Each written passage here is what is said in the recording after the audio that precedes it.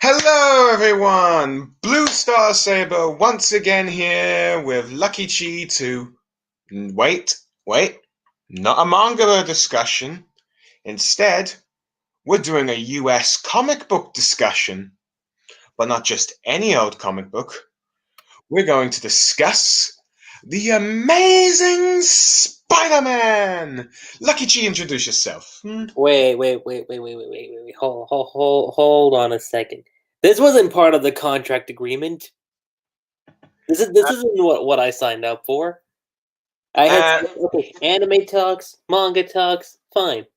Well, where did U.S. Comics come into play? I don't remember that anywhere in the contract. The fine print, page 56. Oh, okay. I guess I overlooked that. No, this is kind of embarrassing. Anyway, jokes aside. Hey guys, what's up? Lucky Cheese here today as a guest, which is not exactly too common per se, but I guess as far as Blue Star side of things go, I'm definitely the most frequent. Yeah, he's pretty much the only one that so far appeared in more than one. But then again, I have plans to try and get some of the others in. But let's see. I'll discuss some of that and down later, maybe after once we finish this when we just finish the discussion of this live stream. But anyway, me and him have just finished a podcast, which you can all look forward to once he actually posts it. I think he's a bit behind on that, but there's a few I've been behind on, but that's just been due to family stuff going on.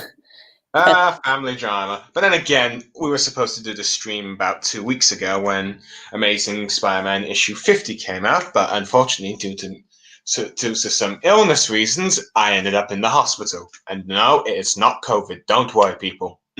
Although, in hindsight, it might have actually kind of worked out because there are a few things that we can discuss, though, perhaps. Though, granted, I want to save that for perhaps another stream. But anyway, when we're talking about Amazing Spider-Man, we're talking about the current run, Volume 55 of Amazing Spider-Man, written by Nick Spencer, who had succeeded Dan Slott in 2018. But before we can get to the details on that, Lucky Chi, why don't you tell us the history of your time as a fan of Spider-Man and what happened in the following decade before, let's see, Nick Spencer took over. So I remember watching the 90s cartoon like any other person did. Oh yeah, that was definitely me. Yeah, I had seen that. I'd be even guilty conscious. It was the only superhero show I watched back in the 90s. Although the funny thing is I never actually got a chance to finish up the entire series until like a little bit later on in life. But to say the least, that's where I started learning about Spider-Man. I take it the Sam Raimi movies were the next. That was the next step, but the funny thing is I didn't actually get to see Spider-Man 1 in theaters. I saw that when it came out on DVD. But I do remember seeing Spider-Man 2 in theaters, and that was a treat. Depending on who you ask, it is still regarded as one of the best superhero movies, if not the best superhero movie of all time. It's definitely one of the best superhero sequels. I can say that for sure. And then I remember after Spider-Man 2, a little bit before Spider-Man 3 is kind of when I started getting into the comics. For going all the way back to the Ditko run, and then Unfortunately, I didn't know Spider-Man was a comic book. I thought it was a very classic cartoon from the 90s that just got multiple reboots. Yeah, it definitely felt that way. I even saw the MTV animated series too, which, in my opinion, it's not bad. It's not underrated per se, but it was decent. Granted, from what I can it seemed to be loosely set in the continuity of the Sam Raimi movies, though going in its own direction, kind of thing. Or at least the first film. Yeah, like from what I heard, it was like in between the first movie and second movie. That's what I'd heard.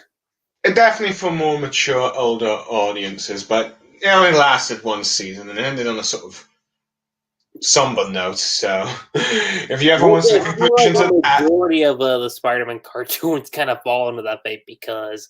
Oh yeah, Spider-Man Unlimited. But then again, I don't think the '90s show. I was gonna say the '90s show.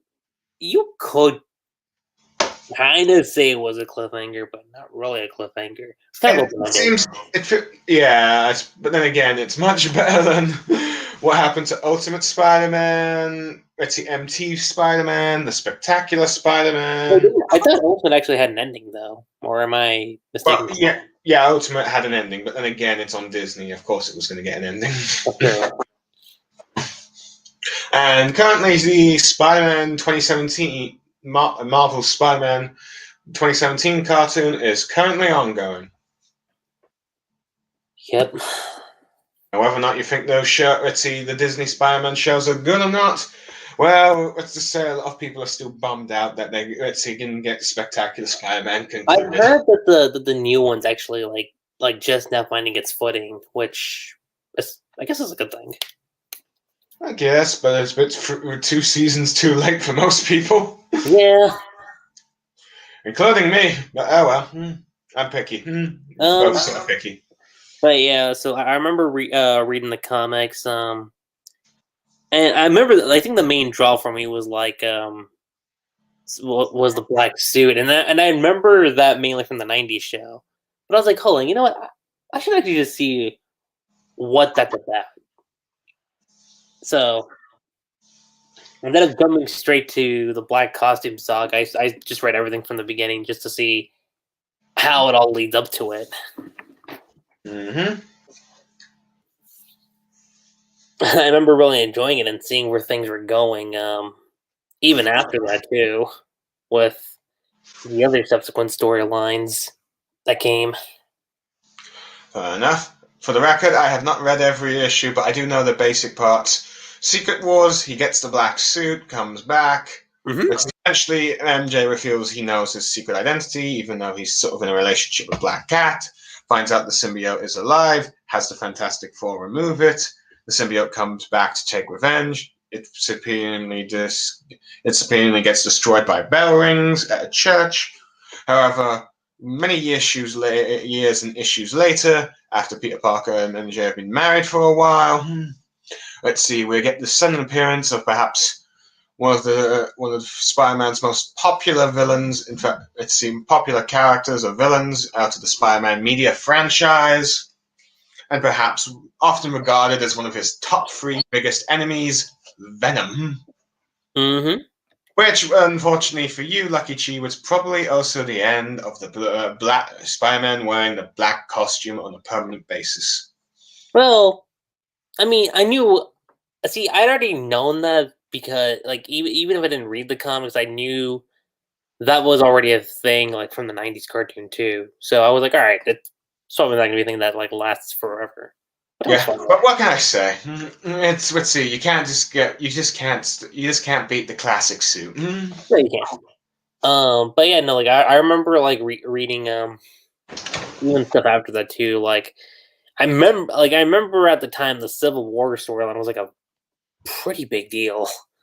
Oh yes. What now? Whether or not you think is good is up to debate, depending on who you talk to. But I remember that, and then I think this was like right around the time when Spider-Man 3 came out. But the Back in Black storyline was coming out. I was like, oh, which on paper you're like thinking. We should probably mention in the Civil War the most shocking thing to happen was Peter Parker unmasking himself. Something we never thought we'd see would happen. But yeah. Which leads into the results of Back in Black. Yeah, with it's not much of a secret now, but with Aunt May getting shot. Yeah, due to the fact that Kingpin hired a hit on. Mm-hmm. So when that happened, at first I was like, okay, I was like, all right, because I kept up with Venom a little bit. I remember Eddie Brock wasn't Venom at the time because he was going through cancer and whatnot. I believe Mac Gargan, the Scorpion, was Venom at that time. He was, yeah. So at first I was thinking, so does he get the symbiote back, or does he wear the cloth version that Black Cat made him? Which I believe it turned out to be the black cloth version. Which I was totally fine with. I was like, all right. And from a storytelling stance, that actually does make sense because he had, because like if memory serves me correctly, he was like, I don't bring this out on occasion, but if I do, it's normally if something serious happens, and that's exactly what turned out. And here's what I'll say: everything up to Back in Black was, no pun intended, but was amazing. Okay, I can't say everything up till Back in Black. There was a few story arcs like the Stacy twins. Yeah, we don't like to talk about it. Well, Spider-Man talk about that the better, but yeah, like I mean, there were some not so good story arcs like in between the beginning to Back in Black, but you know. Now, granted, I think the one thing that definitely was pretty well consistent was the relationship between Peter and MJ. Yeah, but, and I remember thinking like, wow, like, because with Aunt May supposedly dying, if you wanted something that would hit even harder for Peter, outside of Uncle Ben, outside of George Stacy, outside of Gwen, Harry, Wolf a little bit, but which kind of falls into play with what's happening now, but I thought, if you really wanted to go on a much grander scale with Peter and making his life even worse, Aunt May kicks the bucket. Well, to be fair, I'm pretty sure the worst thing that would probably happen to him was if MJ died, which for a while she did in the Volume 2 of Amazing Spider-Man, due to Marvel trying to find ways to undo the marriage, which lead Peter Parker into a very depressing state, which no one liked, and so she was brought back. But hey, but yes, but Aunt May dying. Granted, it happened before in Amazing Spider-Man issue 400. In the Clone Saga, but they brought her back in some ridiculous way. Even though many would probably say issue 400 was the best way you could send off the character, but oh well. Yeah. But I'd say at least this with JMS. Let's see, he did the next best thing to do to make her character more interesting, if you're going to keep her alive, is have her figure out he's Spider-Man, which, of course, they did. And turns out she's not the frail old maiden Peter Parker thought. But now she's shot and dying, and now Peter's worried. And unfortunately, that leads into perhaps the most infamous Spider-Man storyline of all time. Yes, which, and I was actually surprised when I looked back at this, but apparently One More Day, which, yeah, the most well-known storyline now, was only 2 issues. Well, 2 issues in the Amazing Spider-Man run, but it had 1 issue, I think, in the Friendly Neighborhood and 1 in the Spectacular. Yeah, so it had at least like 4, and here's the thing, because at the time, for those of you who don't know, I was actually reading the comics on a month-to-month basis. So I remember living through One More Day, one that actually came out, and I'm gonna share something that I've only told Blue. But after One More Day, I dropped Spider-Man. I was like, no. I was like, okay, like people complain about Clone Saga, people complain about the Stacy twins. No. To me, One More Day was the most stupidest storyline to ever exist in Spider-Man. And no, not for shipping reasons. I'm not going to say it was specifically for that, but the entire aspect of the only way to save Aunt May's life is for Peter and MJ to sacrifice their marriage. It's like, And make a deal with the devil Mephisto. Yeah, that too. I was like, wait, hold on. I'm like, all right, look, y'all want to end the marriage. I mean, there is a little thing called separation. It's not a hard concept to get behind, but Apparently, Marvel editorials such as Joe Quesada, who's also behind the Stacy twins, by the way. I explained so much. Well, granted, the Stacy twins were originally supposed to be Peter Parker's. JMS wanted that to be the thing, but Joe Quesada didn't want to age the characters, so he said, make them Norman Osborns. And well, there you go. Apparently, one of the deals about doing the storyline was that you could erase the Stacy twins, but that didn't happen. Well, granted, I feel like if anyone wants to try and fix that mess, if they ever want to touch it, just make them clones. That's all you gotta do. But oh well, and make them think that, and make them think that they were actually his kids. But anyway, getting back onto topic, Joe Quesada, editors like Joe Quesada wanted the Spider-Man age gone, but they didn't want the baggage of divorce because, according to their mind, that ages the character, and in their mind, Spider-Man is about youth. Sounds almost as bad as like Weekly Shonen Jump editorials, but oh man. Well, at least when it came to Naruto, at least, but in many ways, Spider-Man One More Day was the equivalent of Naruto's ending / the last. I felt like this was worse, though, if you want my honest opinion. But in many ways, I would probably say, in many ways, yes, One More Day is probably worse on the fact that it perhaps destroyed perhaps one of the most iconic, in many ways, assassinated one of the most iconic characters in US comic book history. For at least at that point, I believe. Let's see, this came out in 2007, right? Yep, 2007. 5 years of a character had lasted 45 years at the time publication history. But go on. Yeah, so I remember I was like, all right, yeah, no, like nothing can redeem Spider-Man now at this point. Like anything that comes after this is gonna pale in comparison. And even though I didn't really keep up with anything, like I've heard things like with what happened with the Brand New Day, For me, guy, Grim Hunt. No, for me, I didn't know any of this stuff was going on at the time because I don't think I learned Let's See Spider-Man was a comic book for the 2010s, but when I did, you can bet I was Britzy not happy. Being a 90s cartoon fan of Spider-Man, you tend to be a Peter MG shopper. I'm actually really curious how you would have reacted if you had actually read the comics on a month-to-month basis like I did. Probably similar to how we both reacted to Naruto's ending. Yeah, so I didn't keep up with anything. Like, okay, I didn't keep up with reading it, but I did hear things. Grim Hunt. Yeah, I think Grim Hunt was the last thing you said. Yeah, Grim Hunt, New Ways to Die. The big one I had heard about was One Moment in Time.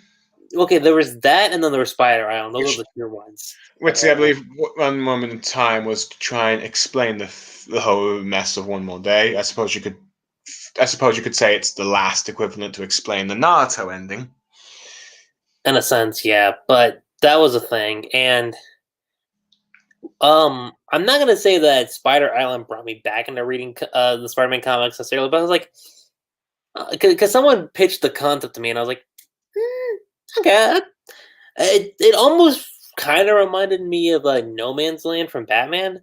When I heard about it, I was like, all right, so Spider-Man's take on No Man's Land. That actually sounds pretty interesting to read. So up until, I mean, because even after Spider Island, I didn't actually fully get back into reading the comics. But I remember reading that and thinking, like, wow, that was actually really cool. And especially with how it ended too, with potentially Peter and MJ getting back together, which, and I don't know how true this is, but supposedly, Spider Island was supposed to be Dan Slott's final storyline. That's what I'd heard. I don't know how true that is, but supposedly that's the thing. You know what? In some ways, I wish it was.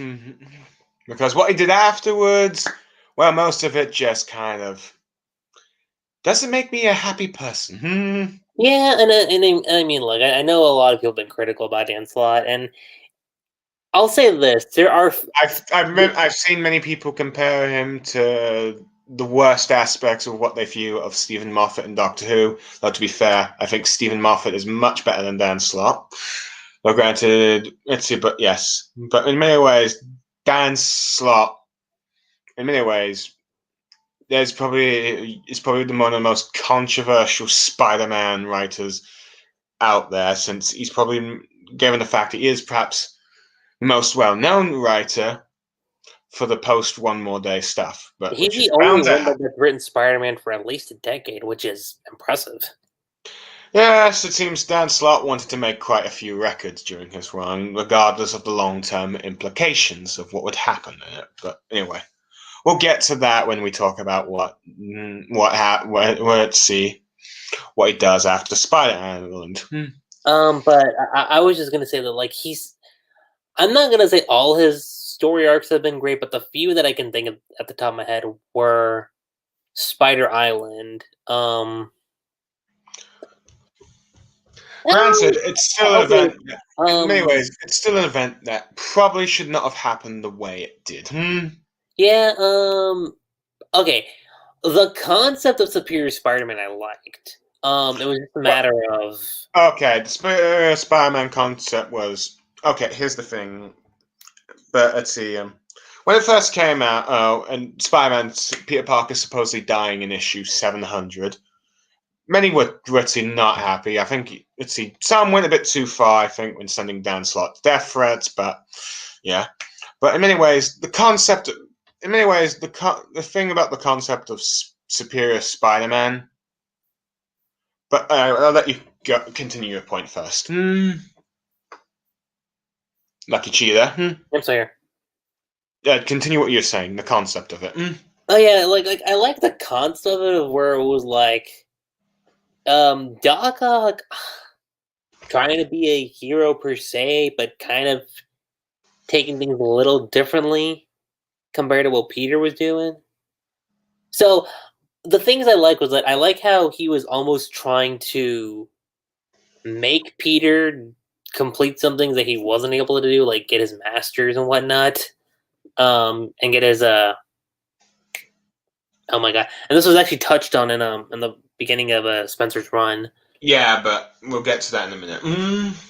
Yeah, so it has some interesting things, but I think it for the most part it worked, and I feel like it kind of faltered a little bit towards the end. Like I felt here I kind of have to disagree with you, Lucky G, because to be honest, the whole concept of Superior Spider-Man in the long run could not and should not work, because the body swap storyline only really makes sense for like a one small time story arc, not a 30+ issue run. And this is mostly due to the fact that when you have a supervillain entering your body and acting completely out of character, your close loved ones and friends should be able to tell straight away that something is off, something's not wrong, you're not acting like yourself. They should be able to deduce it quite easily. One example I can think of is, the beloved Kraven's Last Hunt storyline? Yeah. When Kraven was pretending to be Spider-Man. Let's see, the one time that MJ encountered him being Spider-Man, as he brutally beat up two assaulters that were going after her, she immediately knew that that was not Peter Parker. And yet, in this entire run, she's completely clueless as to why Peter is acting this way, even though in the past she should be able to tell that something is off, something is not working. Not to mention, issue 2 of Superior Spider-Man is very uncomfortable, given, Doc Ock's then trying to do advances on MJ, even though he's not actually Peter Parker. the implications were very controversial, and I have seen many Spider-Man fans not happy on on those issues. But yeah, but to be honest, doesn't really work. And in many ways, on one hand, yes, having the Green Goblin being the final opponent for the Superior Spider-Man, Spider-Man's true arch nemesis, being so good not that he cannot beat him, that only the real one can, felt a bit anticlimactic that Peter Parker didn't end up in winning his body back by himself. Now, granted, that ended up carrying into the following story event that after this event. But anyway, continue your point. That's actually something I was going to get into. Is that like the concept of what it had was interesting, but ultimately, I feel like the execution is where it faltered. And for the points that you just brought up. But yeah, it should not be a long-term thing. But either way, the ramifications, and it looked like Peter and MJ were splits for good. Oh, and Peter Parker has a running company. But, and let's see. Well, granted, so in anyway, we get to Amazing Spider-Man Volume 3, in which had two notable events in it. The first is the original Sins tie-in, which is just more of a tie-in than the Amazing Spider-Man 2, because the first 6 issues featured Electro. But it also had some controversy with the introduction of a new spider-themed superhero who was apparently bit by the same spider as Peter that day, Silk, but was locked up by Ezekiel. And whether those two meet, they end up having the urge to make out with each other, to say the least. Not a very good first impression to supposedly one of the first Spidey Asian descent superhero. You know, Lucky Chi? Not necessarily, no. But yeah, but the thing that really annoyed people in those storyline was what they did to Black Cat. Oh, yeah. Because, well, this is partly due to Superior Spider-Man, since, he beat the living daylights of Black Cat, got arrested, had her public identity exposed. She now hates Spider-Man, wants revenge, and then become a crime lord for a long time. For at least for the next 4 years. Yeah, I was gonna say that, like, I may not have read that material per se, but I didn't know about it. I was like, I sort of read the bits online because I wasn't really going to buy those issues, really. But granted, maybe that was wrong of me and stuff. Well, I did maybe check them out in the libraries as well. Always support your local libraries, people. And if you want to try and read, if there's one way to try and read comics, you can always try and find them in your local library. But yeah, I'm just going to say that now. But anyway, but like just download some comic book apps and stuff. But yeah, but anyway, so anyway, so yeah, that was one of the 2 notable events in the Volume 3 of Spider-Man. The first infamous one. The next stuff would be perhaps one of the biggest events in Spider-Man history, Spider-Verse, where every Spider-Man character ever in existence, apparently that's the headline, though granted there were a few notable exceptions, such as the original Ultimate Spider-Man and the Marvel Zombie Spider-Man, but then again, the dead Spider-Man probably don't count, but yeah. Now granted, the Ultimate Spider-Man was coming back to life at the time. But oh well, but that's a whole other issue. But yeah, every Spider-Man ever. And to be fair, I actually did buy the comic book issues for this event myself. I'm not sure you did. I didn't. But one thing I was curious about was, would this be the return of Spider-Girl? Because, I had read Spider-Girl on Wikipedia, and for a while, I actually thought she was the current ongoing thing after the original Spider-Man run ended, and they just went with her. And so, no, one more day. No, parallel universe, but still natural continuation of the character, in my opinion, and how to do a spin-off. You should have taken notes of this, Kishimoto. Always falls back to Naruto. Well, face it, we all became Naruto. Well, face it, we always, when you're not, I suppose when you die-hard Naruto fans at one point, it always comes back to it. I guess, but yeah. I don't know, maybe someday we'll find a stream without mentioning Naruto. Anyway, but for now, but yeah. Unfortunately, they did perhaps the one thing you shouldn't have done with Spider-Girl, and that was kill off the Peter Parker there. That was pretty bold, I'm not gonna lie. Yes, but from what I can tell, given the fact that I ended up following a few Spider-Man fans on Tumblr afterwards, let's see, many of the Spider-Girl fans hated this and felt that. I'm sorry, what? I believe it. Mm-hmm. Partly because, well, let's see, this is one of the more happier universes, and where, you know, in many ways, one of the few universes where Peter Parker actually you get to experience that happy ending you so desperately want for him. But it also ended up may go into an out-of-character revenge storyline for the thing. But anyway, enough about me. But anyway, but yeah. So anyway, it became a big event, but okay, some good artwork, but ended about which spiders were dying or not. But anyway, and the new character Silk played a big part of being the Weaver. I mean, the bride. Let's see, the other clone, Kane, becoming the other, and the Mayday's little brother being the Psychon, and race to save the multiverse and all that stuff. Oh, and Peter has a final clash with a superior Spider-Man, at least at that point. But anyway, what are your thoughts on the Spider-Verse when you first heard it? I thought it was okay.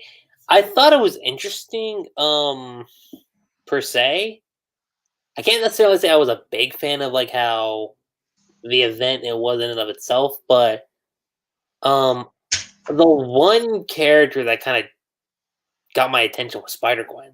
Oh yes, I think that drew everyone's attention. Even I was a little invested in it. I even bought like the first 5 issues, but then they relaunched it, and it's like, is there a point to this? Why do I want to bother if they're going to keep relaunching the issues? But anyway, go on. Yeah, so and this was like the original Spider-Gwen one before they actually made it a mainstream thing. And I'll say this: the original run, which I think was 5 issues, was really solid. And then once again, Marvel did another relaunch thing. But yeah, for many people, the non-positive of Spider-Verse was the appearance of Spider-Gwen. Now, granted, depending on which Spider-Man fan you ask, they say Spider-Gwen was probably one of the best things going out right now. Some might say it's overrated, but then again, this is more of a thing that has always happened when it comes to Gwen Stacy. Since she's been highly debated of whether or not she's Spider-Man's true love and should have been the one to end up with him, since that's what Stan Lee originally intended. But there are those that say that, let's see, the character is a bit overrated, and some her fans make her a bit to be like this perfect angel kind of thing, or point out that the only storyline that she's well known for is dying. I believe even Jerry Conway, the guy who killed her off, said Gwen was boring. But well, here's the thing, though. Like, you can't help but think that like it probably would have been different, like if she was still alive. But who knows? We'll never know. But let's see. I mean, she's dead, and she still remains dead. Granted. Let's see. After this event, let's see. Parker Industries in Volume 4. Peter Parker becomes a billionaire, and for many people who think Spider-Man should be a normal working class kind of character, were not happy about this, turning him into Iron Man. Now, granted, that's what the MCU film. Some people also argue the MCU films have been turning him into Iron Man Jr. But we're not going to get into that. Anyway, let's see. To wrap it up, let's see, because we're going 35 minutes in and we've not yet really discussed the Nick Spencer run. Let's see. The company goes AWOL, I think, during the Hydra Cap thing. Let's see. Eventually, we get like the Clones Conspiracy, which brings back Ben Reilly and nearly every dead character in the thing. Though most of them end up dead again. Though some dead characters are now back. It's some which will make quite a few appearances in Nick Spencer's run.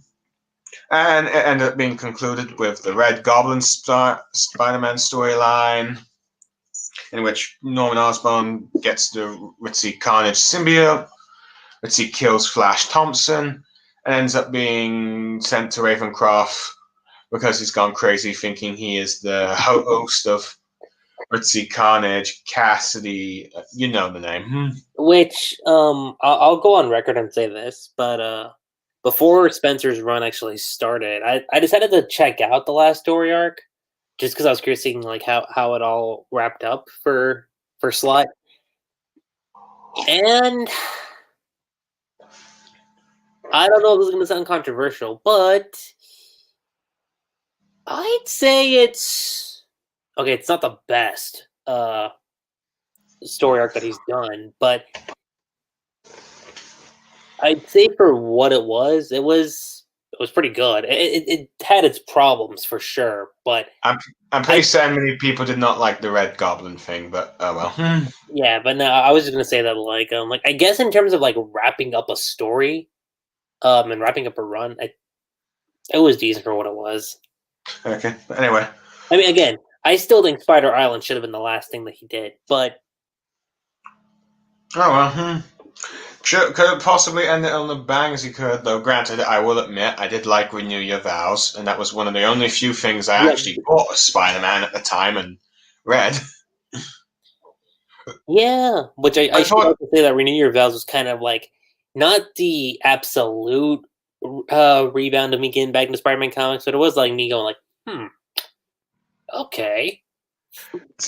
Oh, and yeah, and Jerry Conway was writing the first few initial issues until they decided to tie into events such as Venomverse, and then I think he dropped it, and then it just had a few different writers, and apparently the run wasn't selling well, I think. Mostly, I think, due to the fact that the art style kind of got worse.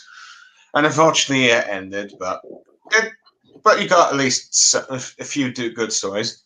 In some ways, I'm kind of wishing Naruto got it. We got our own Narusaku Renew Your Vows kind of thing.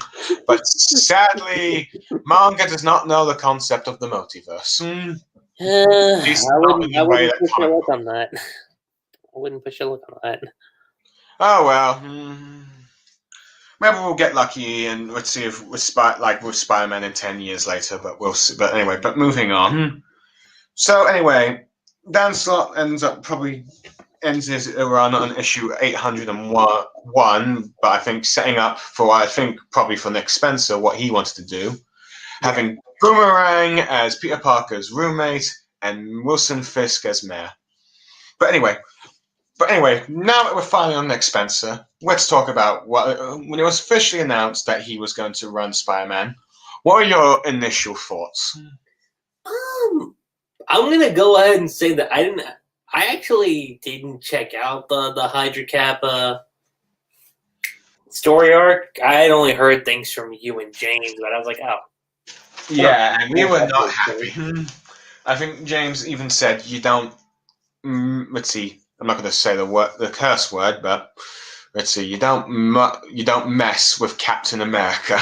It was like one of the few rules, but yeah, in many ways, I was quite, annoyed, and many other people were very annoyed with, the Nick Spencer's run, because it came out in the 75th anniversary, around the same time as Civil War, and apparently Captain America had been a Hydra agent this entire time.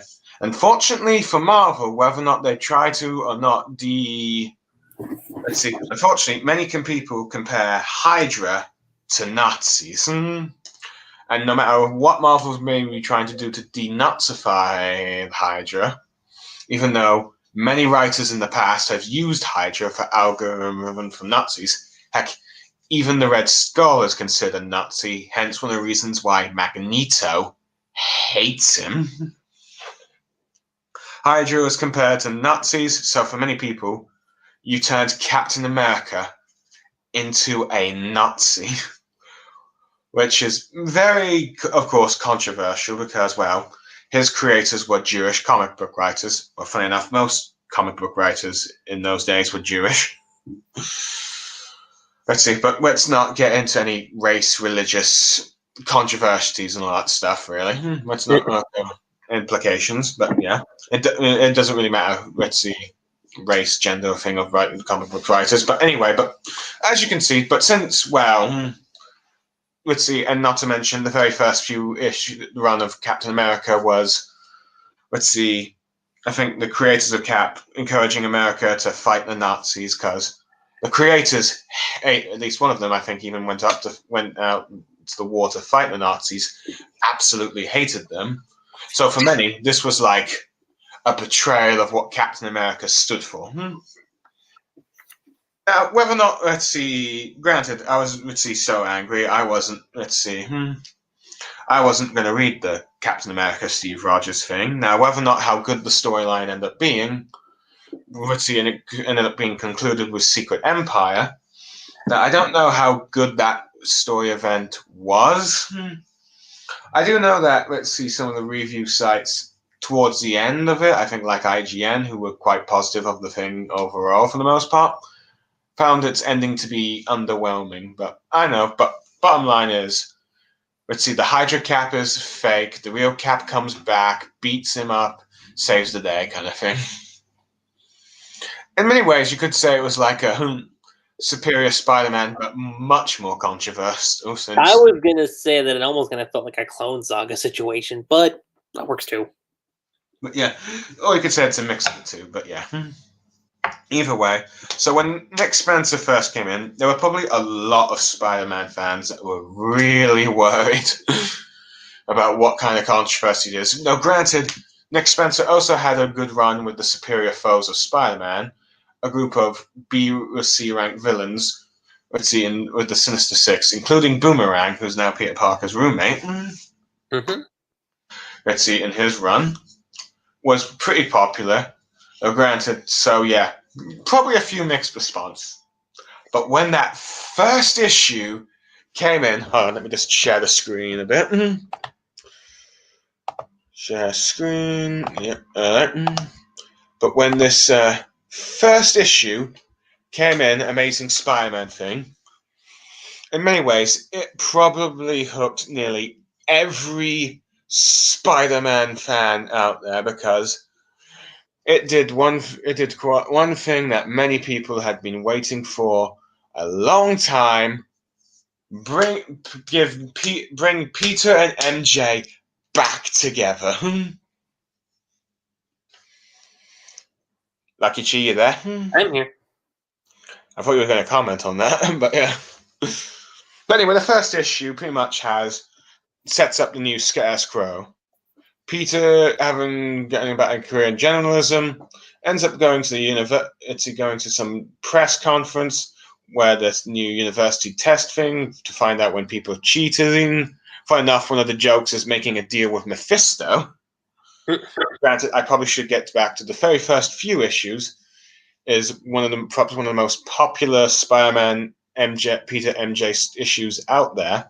One of the issues just before One More Day, I think, in which MJ is reflecting what has happened to her since Civil War, and then they go to the rooftop and they go to their certain spot in the black suit. I think you know what I mean. I think you know what I'm referring to, Lucky Chi.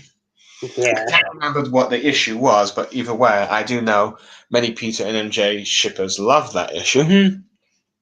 But anyway, but back to the press conference thing. It's then revealed that Peter Parker cheated by copying from Dark Ark because it was Dark Ark that was doing the university thing. And as a result, he gets fired from his job, loses his college credentials, disappoints his aunt by not being responsible, and he cannot and any explanation he can't do, he can't reveal because otherwise he has to reveal he's Spider-Man. which MJ does find funny, and it's a little a jab at Doc Ock with like your arch nemesis, but no, he's second because we all know deep down Norman Osborn is Peter Parker's arch nemesis. You and me, Lucky Chi. But yeah, of course, the other things that have gone wrong in his life ever since Wilson Fisk became mayor, while he's had a anti-hero campaign. The one exception is Spider-Man himself. And the reason for this is that, it is his way of messing with Spider-Man by turning all his superhero friends against him.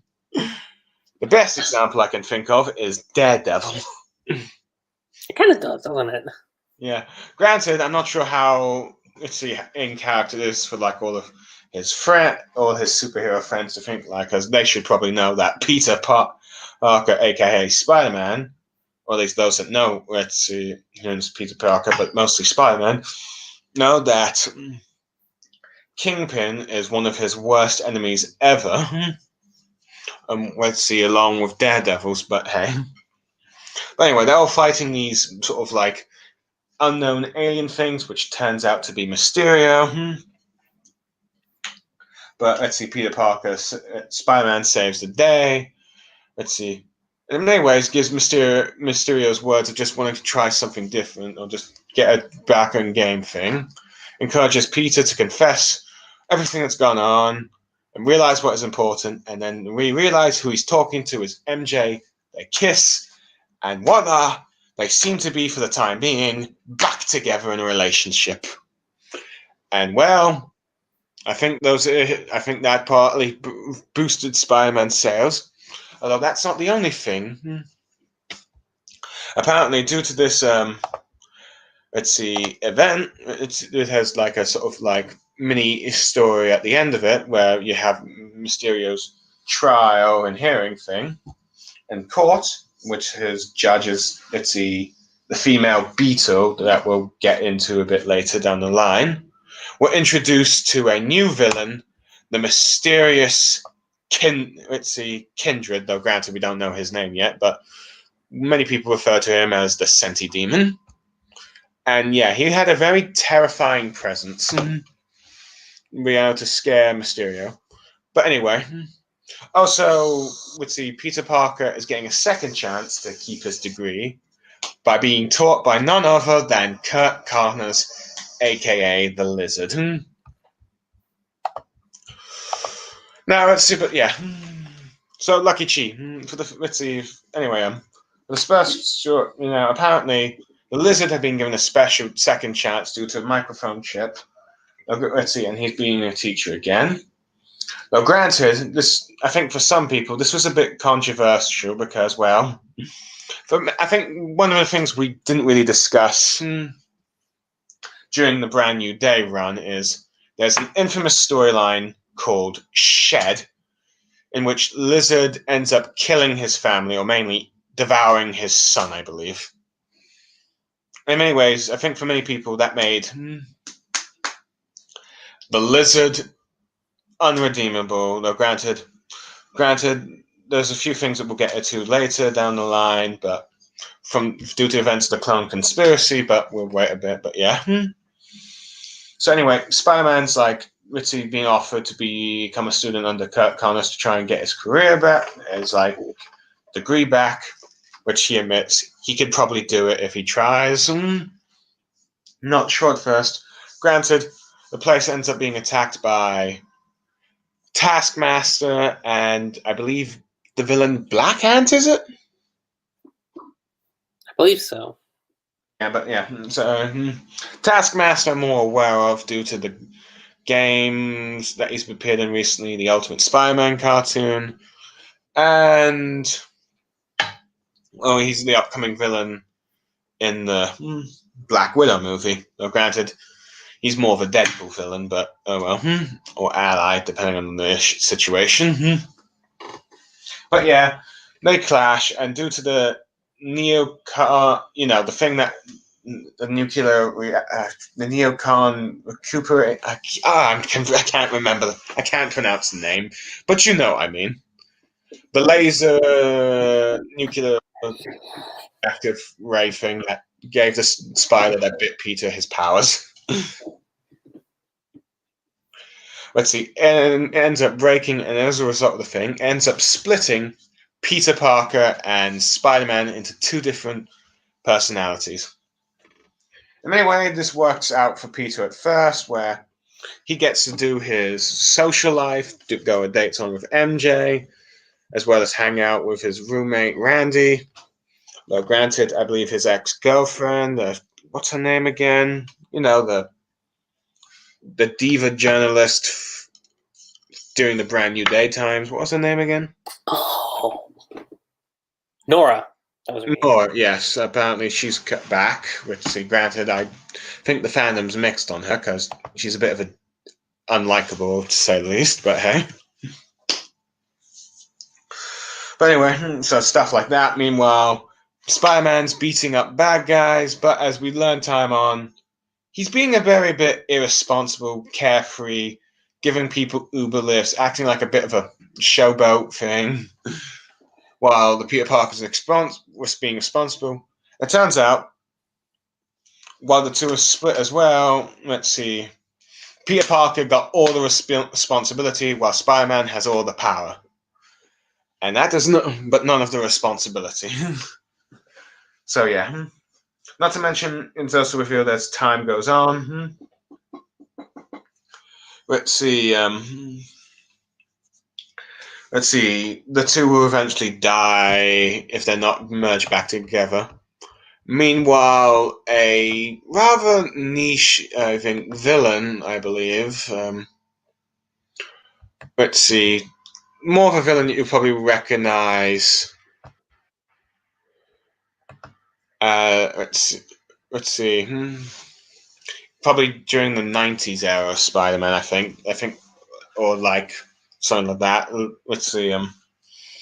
Mendel Storm, also known as Robot Monster, I think a subordinate of Norman Osborn, who I think eventually became a cyborg, gets a little help from the villain Kindred, which is to control Sentinels. Eventually, of course, he double-crosses him and kills him. But eventually works as a way for Spider-Man to merge together, let's see, and become together a thing. But in many ways, this first storyline, Back to Basics, is more of just like addressing many of the issues that have happened in the last 10 years of Spider-Man and setting Peter on the path to sort them out in the long term. Wouldn't you agree, Lucky Chi? Oh, 100%. Which so, yeah. I should say, when the run first started, I had actually only read up to this point, and then it wasn't until recently is when I started catching up again. Fair enough. Oh yeah, and there's another. There's another thing I probably should mention at the end of the storyline. There's also teasers of the return of Kraven for an upcoming event. Yeah, and and actually, something that's really cool is that like, each arc was actually leading up to it.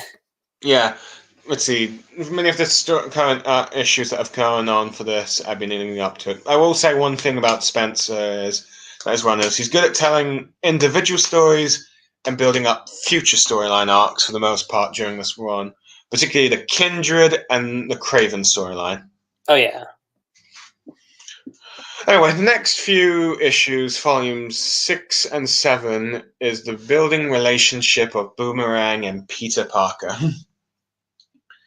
in which Peter Parker cannot stand his roommate, let's see, the Boomerang, who's now sort of a reformed villain in the public eyes, in a sense. Pals with Peter and Randy. Granted, the reason Peter doesn't bust him to like jail or anything is because he likes to keep tracks on Boomerang due to the fact he seems to be involved with something involving the Kingpin, and it keeps a few sources. But eventually, let's see, when Boomerang discovers Peter Parker actually knows just about everything about Spider-Man because he's his photographer and even was like it, let's see, his like gadgets guy, or even hired him as his bodyguard, at least as far as the public awareness go, since they're not supposed to know he's Spider-Man. Until like one of the things of One More Day was magic erasing everyone's memory. Even yeah, that was the thing. I think here's one of the things I recall about, let's see, JMS being deluded with One More Day is Joe Quesada's answer. It's magic. We don't have to explain anything. Which, oh boy, when you do a major thing like that, you're gonna need to explain. Yeah. Granted, usually explanations end up being, well, really BS, really. That's putting it. And people ended up hating it more, but yeah. So anyway, Boomerang takes him to, the no-name bar where you see a lot of B-rank villains and all that stuff. I think you even see the new Electro there, which I think was a bit very controversial because apparently she was like the sort of girlfriend thing that Electro had during like the Volume 3 run, which he accidentally killed due to Dark Ark's experiments of him during his run as the Superior Spider-Man. Let's see. She was then eventually cloned back by the Clone Conspiracy, which also I said had the return of Ben Reilly. Now, from what I understand, most Ben Reilly fans hated the Clone Conspiracy because apparently it turned him into sort of villain thing. But hey, it made him out of character. But that's some wishing. Yeah, I wish he stayed dead. But anyway. But yeah, due to the fact that Peter seems to know every Spider-Man trivia, he takes him there for the quiz night of Spider-Man. And it's kind of funny because all these villains that Spider-Man has dealt with should not. Let's see, none of them can answer the quiz question. And he's so annoyed. Granted, he has to pretend he's this random villain called the Liar. Let's see, as a cover, because it's the only villains are allowed in. He answers all the Spider-Man trivia correctly and instantly becomes popular. However, Boomerang ends up making Wilson Fisk mad because he's not giving whatever it is Wilson Fisk wants. So he puts a hit list on Boomerang on a price so big that the villains can't resist even breaking the no-name rules. So they end up fighting a bit. And eventually Boomerang and Peter Parker escape. And Peter Parker also kind of confesses to Boomerang that Spider-Man has been tailing him when he was talking, and it appeared he was talking to his old Sinister Six team. Though Boomerang kind of reveals that they're all just drones, and he's sad and lonely at the moment. And you get Peter Parker sympathizing with him, so you start to see him slowly becoming Boomerang's friendish sort of thing. But yeah. However, the main interesting thing is that Kingpin, while desperately wants Boomerang, is about to target Peter Parker, but it turns out he's under the wing of Kindred, and while he doesn't care what he does with Boomerang, Peter Parker is off limits. And let's see. And he does perhaps his most impressive thing since his first introduction, getting the Kingpin to kneel to him. What were your reactions when you first saw that? I was shocked. Yeah, it's like, okay, Nick Spencer's building up this Kindred or Center Demon to be a big deal, to get the Kingpin to kneel down to him. But from the looks of things, he seems to have his wife's soul as hostage. And if there's one thing we know about the Kingpin, he loves his wife. Very much so. Yeah.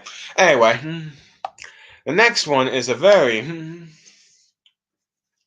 interesting. The next storyline, which lasts from issues 8 to issues 10, is one of my personal favorites in the run. Is the heist in which Spider-Man and Black Cat must team up to recover every hero's stolen equipment. Anyway, we get some nice date moments with Peter and MJ, but then, of course, he ends up getting called by Iron Man when it's revealed that every superhero's gadgets has been stolen by this. Let me just take a look at the wiki. This villains group called the Thieves Guild, though they don't know it's the Thieves Guild yet. So yeah, and he wants Peter Parker to track down and find the thing. No, we get some few jokes and jabs at the whole MJ working for Tony Stark thing, because that kind of happened when Brian Michael Bendis was running Iron Man for a bit. He decided to do something with MJ when it looked like no one else was doing it, when she was going off with this boyfriend that looks, funny enough, like Peter Parker in the Spider-Man run, in the Superior Spider-Man run. But apparently they break up off screen, and she becomes Peter's new Tony Stark's assistant for a while. As you can see, she's back in Spider-Man. So there's a few jabs at that.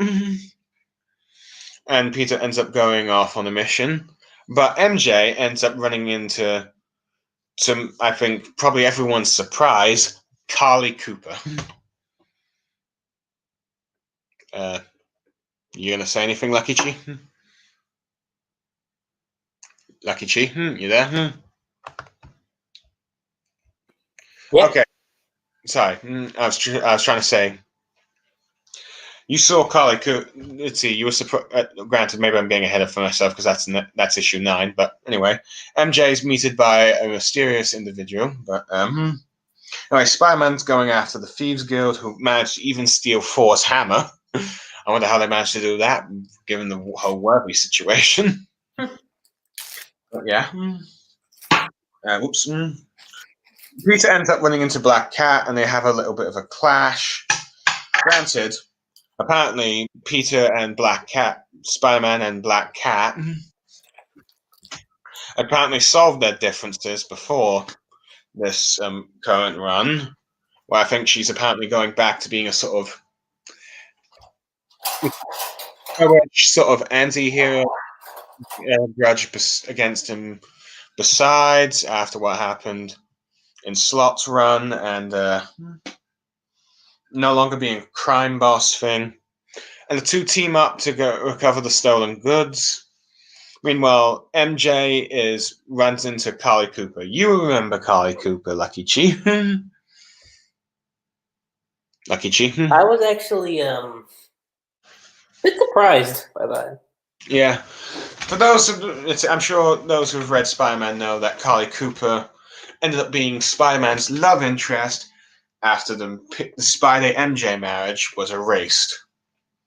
Now, apparently there's quite a lot of controversy surrounding this character, particularly among the pro-marriage fans, due to the fact that apparently Carly Cooper is based off of Joe Quesada's daughter. Let's see, apparently that's one of the rumors I hear. I'm not sure if this is true or not, so I cannot confirm this.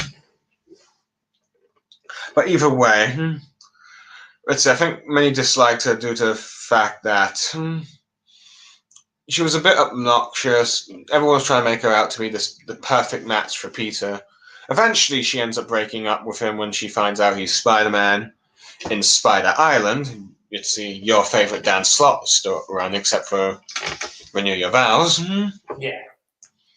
Let's see. Ends up being a sort of ally for a bit. Let's see.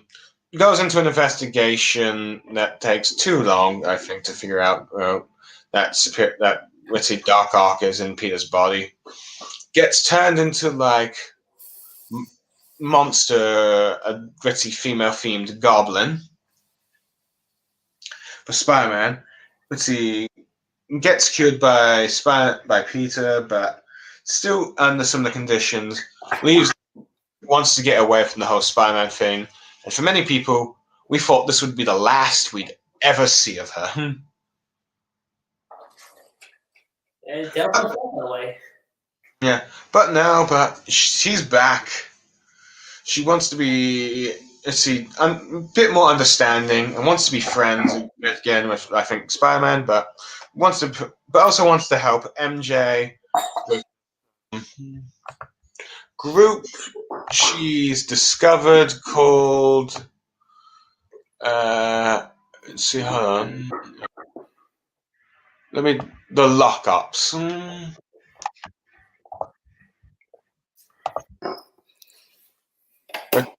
The Lockups, which apparently a secret gathering of superheroes, friends, and loved ones who discuss their worries, and a support group created by Jarvis in order to deal with has due to Tony Stark's technology to protect their identities and stuff, about other members' identities, talk about how to cope with their friends and loved ones being superheroes. I think. Apparently, the name came from the Wasp. But yeah, so it's sort of like a therapy session kind of thing. Yeah. It's actually a very interesting concept, I have to admit. And I do wonder if we'll see more of this in the future. But yeah, either way, Spider-Man and Black Cat continue this search for finding the Heroes Thieves Guild stuff, while MJ expresses her feelings about whether or not she's right for Spider-Man, sometimes even wonder if he'd be better with a superpowered partner. But let's see. But I think the meeting helps her out. Lets her feel more comfortable with her newfound relationship with Peter. Talking a bit about how Flash's recent death may have also brought them back together again, this sort of thing. For the record, I'm not really for characters dying to make relationships happen, but it's much better handled than another series I'm not going to mention by name. But let's see, Peter Parker ends up, Spider-Man ends up getting, able to get the heroes to track their location through Miss Marvel's, phone or something. I think depending on who you ask, since Reed Richards and Iron Man can figure out, I think Dan Slott is currently running those issues right now. Iron Man and Fantastic Four might be a little jab at that, but who knows? But hey, anyway. The heroes arrive. Black Cat and Spider-Man are in an uncomfortable position when they do. It's not what it looks like, but oh well. Peter Parker's reputation with the heroes still needs some work. But at least some of them are probably a bit more civil towards him now. But anyway, Black Cat and Peter Parker have a bit of a talk. Well, things have been they're being much more civil to each other. Black Cat still feels still a bit distant from Peter because due to the events of the One More Day, One Moment in Time erasure thing, she doesn't know whose Peter Parker's identity is, and for better or for worse, Peter decides to once again trust Black Cat was his identity. Black Cat remembers all the past experiences with Peter Parker, and they become friends again. And Peter Parker tells MJ this, and she trusts his judgment. So yeah, in many ways, this storyline, is the fixing of Black Cat's and Spider-Man's sort of on and off again friendship thing. Wouldn't you agree, Lucky Chi?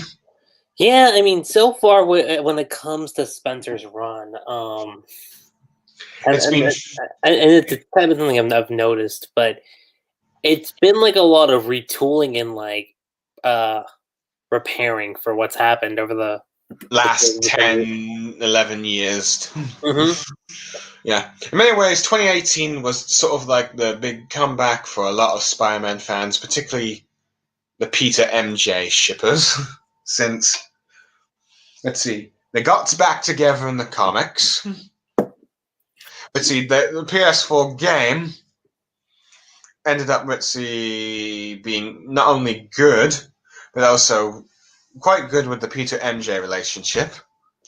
And Into the Spider-Verse had two Peter Parkers married to MJ, though one of them ended up separating / divorce, but it's hinted it's getting back together by the end of it. In many ways, possibly maybe even starting a family with her. So yeah, if you're that kind of Spider-Man fan, let's see, seeing a grown-up Peter Parker in serious relationship kind of thing, you'd probably enjoyed the year 2018, even though it had the tragic demise of Stan Lee. See, here's my thing about this. Like, and that's why I wanted to hold off on reading more Spencer's run, because I don't want it to be a thing where it was like, oh, it's cool to see Peter and MJ back, but I was always like, okay, what's for the story?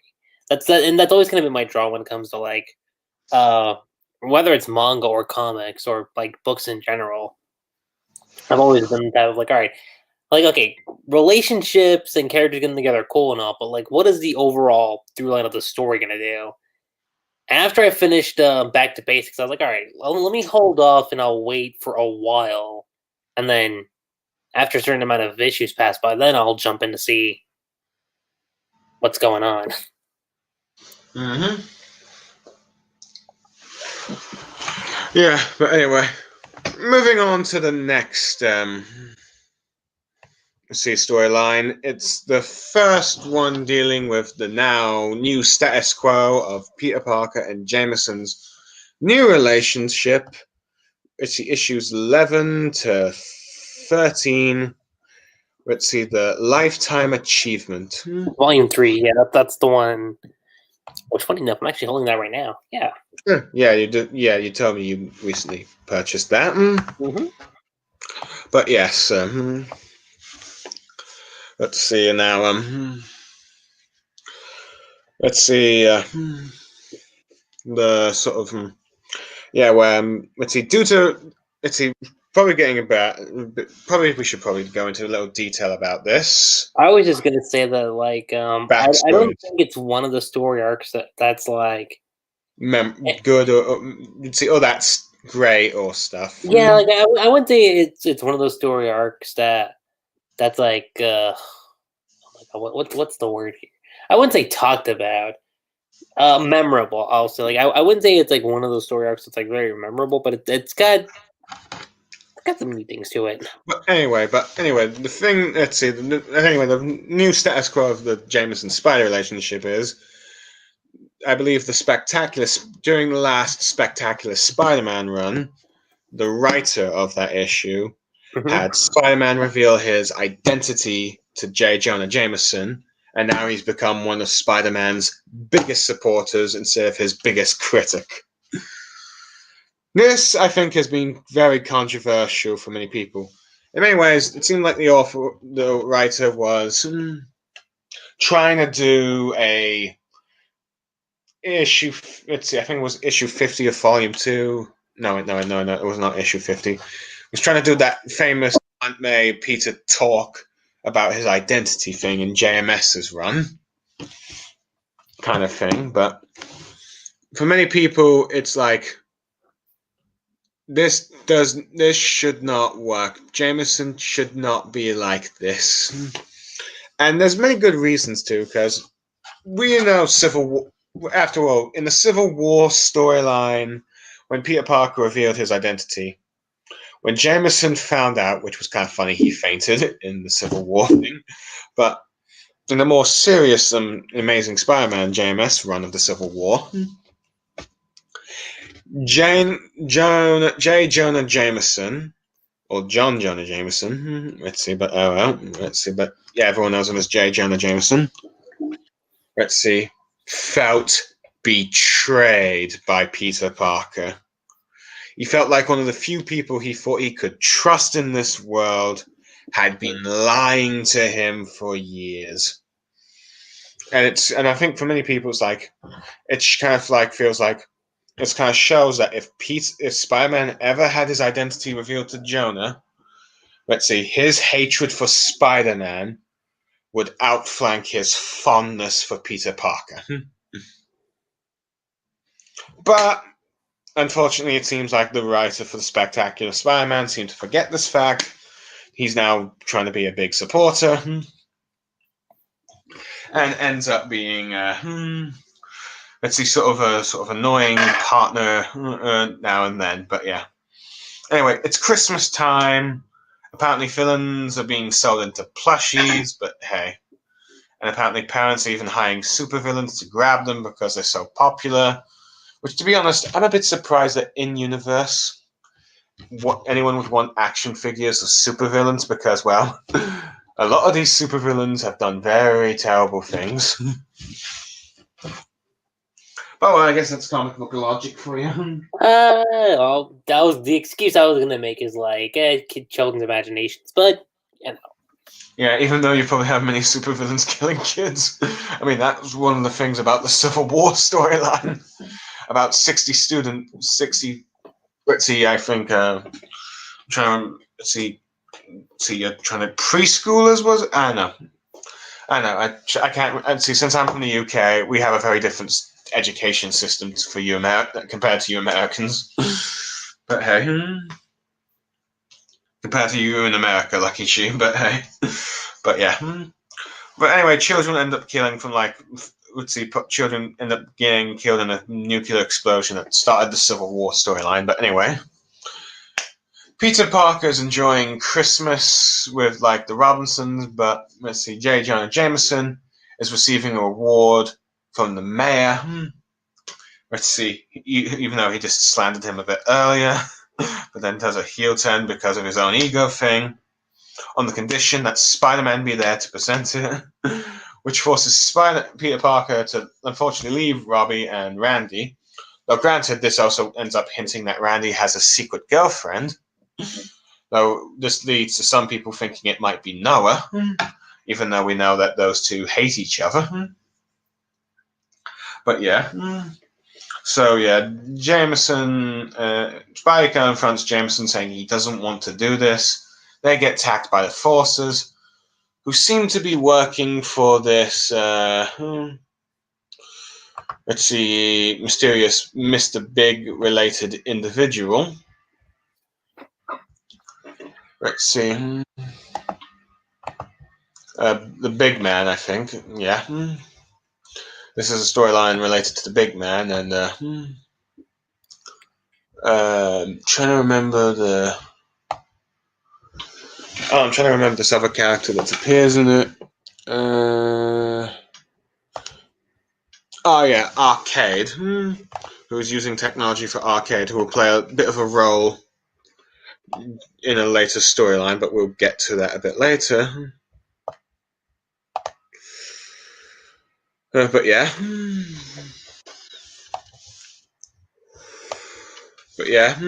Let's see.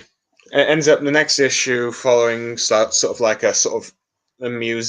history lesson of J. Jonason's life, such as the death of his first wife, how he became a journalist, let's see, his son becoming an astronaut, his smear campaign on Spider-Man, let's see, everything he did, such as the Scorpion, the Spidey Slayers, and then how his son heel turn. And apparently this was one, and apparently we can find out that this person was a supporter of Jameson's smear campaign against him, and now he's furious that he's turned against his noble crusade against Spider-Man. Which, to be fair, is an interesting storyline to actually do, because it's like, okay, if you're going to have Jameson become a pro-Spidey fan thing, you might as well have someone go against him. You might as well eventually have someone turn on him for doing so. Granted, I do know that the Ultimate Spider-Man had the J. Jonah Jameson of that universe become a supporter of Spider-Man, but that one was a bit more organic, I'd say, than compared to what happened in the main universe. And you might remember that, Lucky Cheese, since you were quite the Ultimate Spider-Man fan. Yeah, I mean, okay, Ultimate Spider-Man up until Its first volume run. Yeah, first volume run. Maybe up until War of the Symbiotes, but like, you know. Let's see. I think there are quite a few people that just prefer the annual where MJ and Peter just talk about their relationship and whether or not it can go to the next level yet.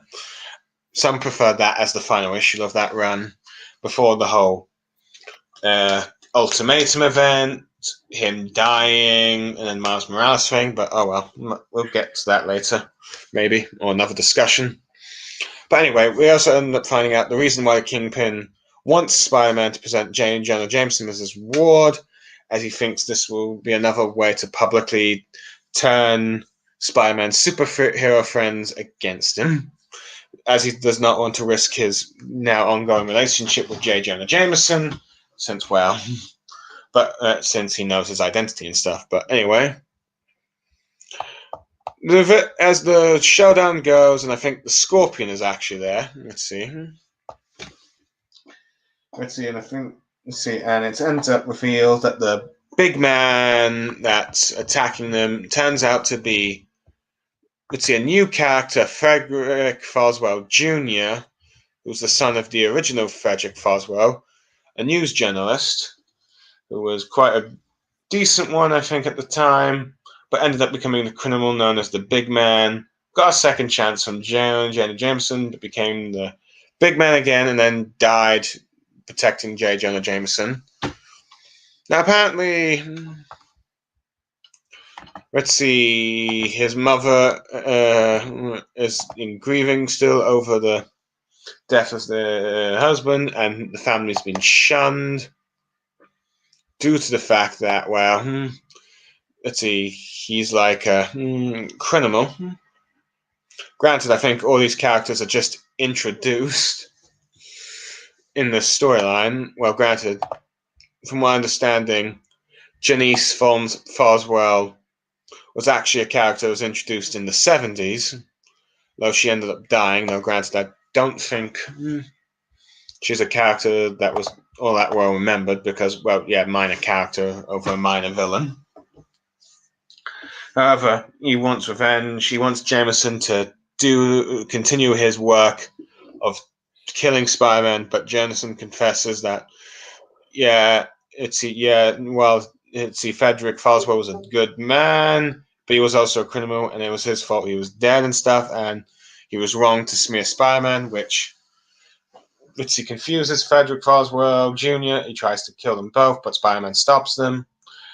Jameson and Spidey have a talk about, their current relationship, about his own guilt of defense, and Peter saying how he's trying to change a bit, and even talks about how he gave him a chance as in his career in journalism, his career as a photographer. He goes to the award to the Kingpin by himself and give him a piece of his mind. Shuns him and stuff. Kingpin's plans backfires. And blah blah blah. The Scorpion gets captured by Taskmaster and Black Ant for Kraven. But yeah, so it's not really I wouldn't. Now, to be honest, I think I've said my piece on why Jameson should not be on Spider-Man's side, Lucky G. You can probably agree with me on here. A little bit, yeah. I mean, I get why it's there, though. Like, it does kind of show, like, how much people kind of grown since. Yeah. But I suppose this is an expense of trying to make the best of a situation that's not in that he did not plan for. Now, whether or not he's successful or not, I think it depends on the fans, but at least he's doing something. But yeah. But anyway, the next two issues. Let's see, hold on. Let me just get them up, actually. Family Matters issues 14 and 15. In which Peter and MJ are invited to dinner at the Connors, though it's in the sewer because they're all reptilians due to events of the Clone Saga, the Clone Conspiracy thing, in order to save the sort of clone or revived Ritzy family. Kurt Connors uses his lizard DNA to turn them into sort of lizard-human hybrids in order to keep them alive while he tries to find a cure. Unfortunately, his son Billy is not happy about the fact that he now has to stay in the sewers and cannot interact with any of his friends. Granted, I have to admit, Peter and MJ are handling this very casually, given the fact that I think they were very close to the Connors family, and well, they ended up dead. Particularly what happened to Billy, but hey. Granted, the artwork isn't really all that stellar in this, I have to be honest. But anyway, the main part of the storyline is Ritzy with Aunt May, Ritzy with the death of her late husband, J. Jonah Jameson's father, Ritzy, dealing with the now financial issue thing since he died, and not to mention he ended up investing quite a lot into Parker Industries, that not perhaps a bit too much of his money into it, that it ended up in the stock that ended up, once Parker Industries collapsed, May ended up losing most of her money. And she rejects the advances of his her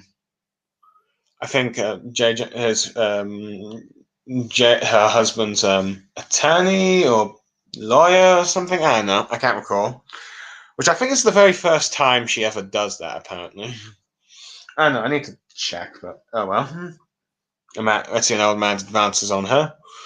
But she ends up meeting this homeless person that gets beaten up by thugs, scares him away with some hologram thing, which is, I don't know, at some point, the Parker's Industries thing's got to be addressed, because he's gone from a multi-millionaire to now working class Joe again, and you can't really ignore that.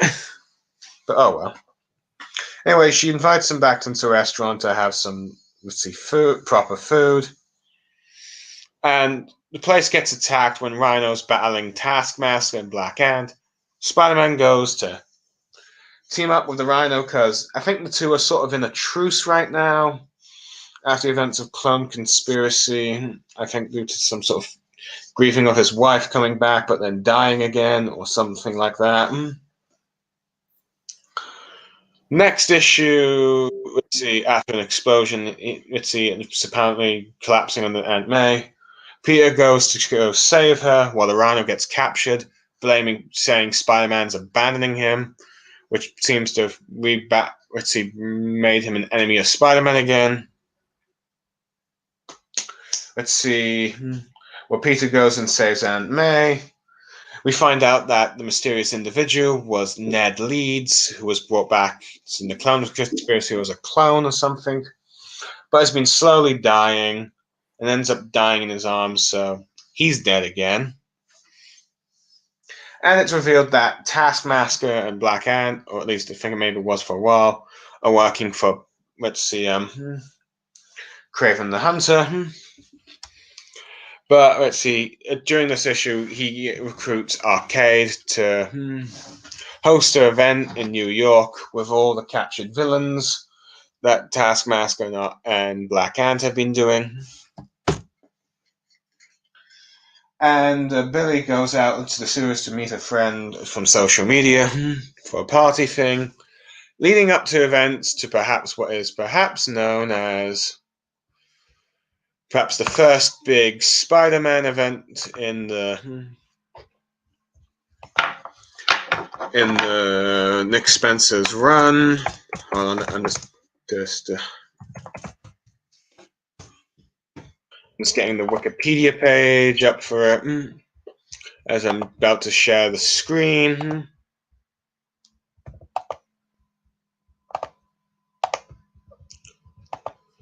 Let's see. Spider-Man Hunted. In a sense, it is the spiritual successor to perhaps one of the most well-known Spider-Man storylines of all time, Kraven's The Last Hunt. Which, fair enough, was also the very first storyline after Peter and MJ get married. Right? Yeah, making it a very memorable storyline of all time. In fact, it's probably the Kraven's most famous storyline. And made him to a sort of a jokey B-ranked villain into a more interesting character, I believe. Let's see. Now, apparently, this issue is pretty special because, as we see from the hunted issues here, it lasts from issue 16 to 23, but it has these 4 issues called 16.HU, which have 18.HU, 19.HU, and 20.HU, which explores side plots with certain individual characters and more insight into their thing. But and I'll say this, like, I think that's volume 4, right? That one's definitely the longest volume so far in terms of Spencer's run. Oh yeah. Now, granted, there may be a new contender to that. Let's see down the line, but yeah, pretty much from what I can gather, you got 1, 2, 3, 4, 5, 6, 7, 8, 9, 10, 11, 12 issues. Okay, actually, this is still the longest one because let's see. But we'll get to that in a minute. And at the very least, in terms of volumes, like I don't think there's been one since volume 4 that's been this big. Yeah, I believe it also because it contains all the Point HU storyline issues as well, right? I think so. And so you do have that volume, or do you not? No, but I should be getting it soon. But yeah, you probably would, to be honest, because where else would you have it? I'll say this: it's just a fun little trivia. It's probably the most pricey one out of all. Well, I wouldn't be surprised. Kind of like how Volume 43 was a lot more, was like 200 yen more expensive. I know this because I looked at the volume. Because I have the volume in the box sets. And Kishimoto is apologizing in the author's notes to readers. Sorry, this costs more. Which, I just find that funny because he kind of repeats that again with Sasuke and Itachi versus Kabuto. Oh, yeah. Always with the Uchihas, he adds the extra chapters. But, yeah. But anyway, for a little prelude, Kraven as we all know, Kraven dies in the Kraven the Last Hunt because he thinks he's best at Spider-Man. Though granted he doesn't get the point of Spider-Man. And heck, even JDM Matthews, let's see, the guy who originally wrote Kraven's Last Hunt, eventually did a sort of spiritual successor of his own in a one-shot storyline in which the spirit of Kraven cannot move on because, he did suicide thing, and you kind of get Spider-Man to help him pass on or forgive and all that stuff, or help his soul find peace thing. But eventually, during the Brand New Day, he gets resurrected by his family. Let's see, the Kraven family. I think including his son, Kraven Jr. Wait, let's see, what's the other Kraven? The guy who ends up taking over as Kraven. Not the one in this storyline, but the original. Oh, the original, yeah. I'm trying to remember what his name was. Hold on, let me just click on the. Let me just click on Kraven the Hunter because let's see, you might have a. Wikipedia sometimes has shows like family. If not, I can look at the Spider-Man characters. What was it? Other villains. I think. Let's see. I'm sure I can find him somewhere here. There was another Kraven. No, not that one. I believe it was. Ah, yeah, Craven the Hunter, the second one, Eloshia Kranov. Let's see, he became sort of like the new Craven after he sort of became the new Craven after his father died, kind of thing. And I think for a while he was used and was a bit popular, but I think this Craven storyline. I'm trying to remember what it was called. Let's see, Grimhunt, was it? Grimhunt, yeah. Yeah. No, not Grimhunt. Let's see, no, that's the one where the original Craven comes back. I'm trying to remember. Hold on, let me just.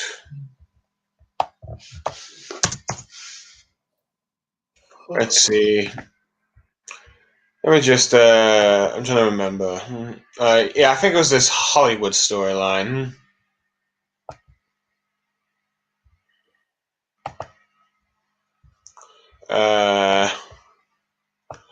Get Craven. I think for some people that storyline kind of ruined the character, but anyway, Grimhunt. Anyway, the Craven family resurrects Craven by killing with the cost of killing the Scarlet Spider at the time, Kane, who I think finally became Peter Parker's ally at the time. Of course, he gets resurrected in Spider Island. And as a result of this resurrection, Craven can only die by Spider-Man's hands. But I think at the end of that storyline, he kills most of his family and starts playing his own thing. And to be honest, I think for many people, Grimhunt sort of destroys the purpose of Craven's The Last Hunt, as that storyline works when he kills himself at the end. Let's see, failing to understand Spider-Man, and now he's back, and well, no one has been really able to do anything with him until Nick Spencer has been slowly building him up. Let's see, for his storyline. And with issue 16, we get into more of his insights about how he did not want to come back. He ended up cloning himself, creating, I think, was it 76 sons or something? I can't remember. Let's see, granted, the only other living relative he has, I think a daughter, disowns Craven and leaves him as he forces the High Evolutionary to create clone sons for him. And he sends them all out to go hunting. Only one returns and turns out to have killed the rest, which he ends up being proud of him, despite being perhaps looking like he's horrified at first. And finally says he has a worthy heir. And I have to admit, I do quite like the design that the son of Craven had, because he looked like a sort of tiger-like appearance, which is kind of cool. Sorry, I'm getting a bit. Sorry, it's getting a little late, but hey, I'm going to finish this stream. I mean, if you feel like we need to stop. No, we're going to continue this to the end. But yeah, but perhaps I might speed it up a bit. Anyway, Craven, it's been revealed that he's been planning a grand hunt where he's going to teach all these rich spoiled hunters who have been destroying the wildlife, not respecting the hunt, how to be proper hunters by hunting the fake animal-themed things. Meanwhile, Peter and MJ are with I think, where Spider-Man gets sick and MJ's taking care of him. While Billy has left the Connor's residence to try and meet up with his friends, gets captured by Taskmaster and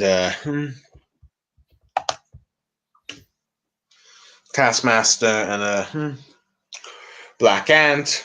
Spider-Man goes off to try and save him, gets the assistance of Black Cat, which gets a sort of we get to that sort of special issue 16, which delves in of Black Cat's current ritzy situation, where she's trying to reform. I think dealing with the mob boss Hammerhead, trying to help Peter Parker find Dr. Connor's son.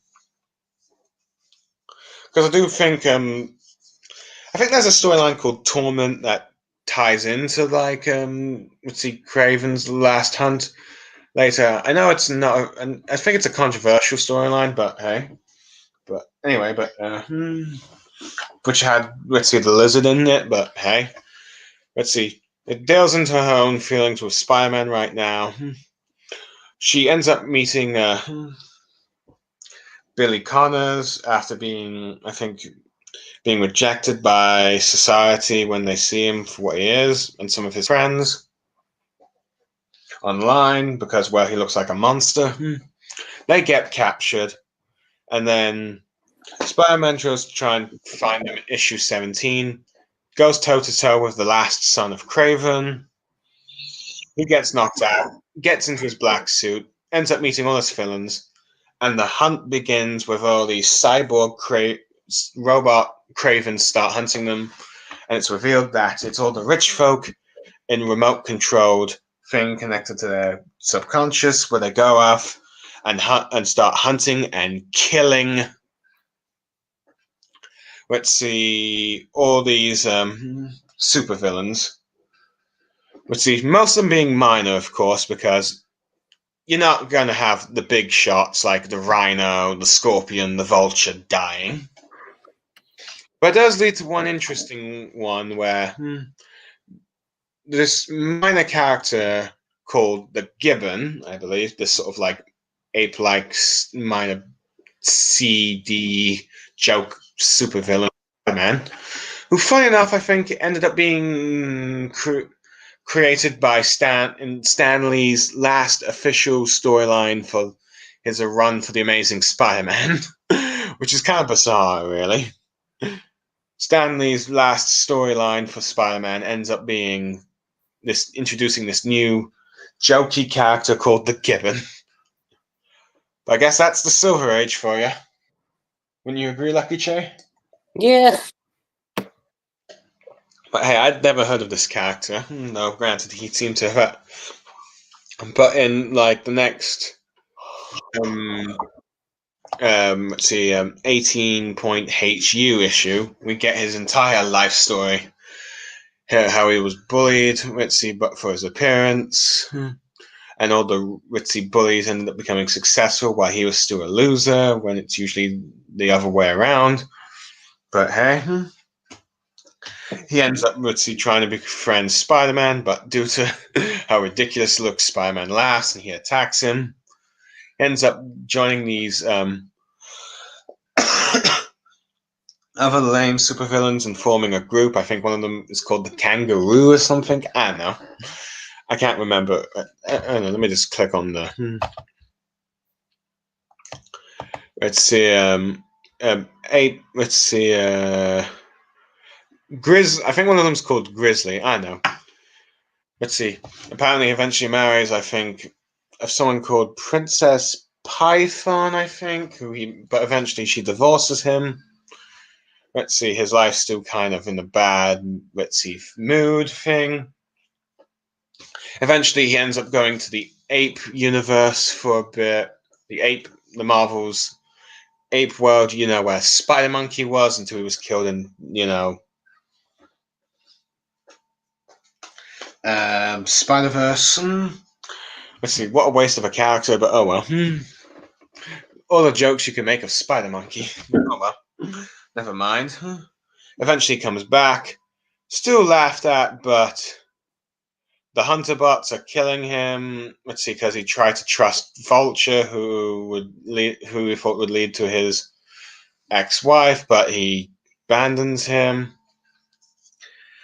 As he's dying, Spider-Man comes, concerned, worried, and Gibbon, who's had a hard life, is at least happy that no one's laughing in his death, and it's like, makes you kind of feel for him. I must admit, I think this is my personal favorite issue in this entire series, because of just how sad a story the Gibbon is. It makes you feel so sympathetic for this joke.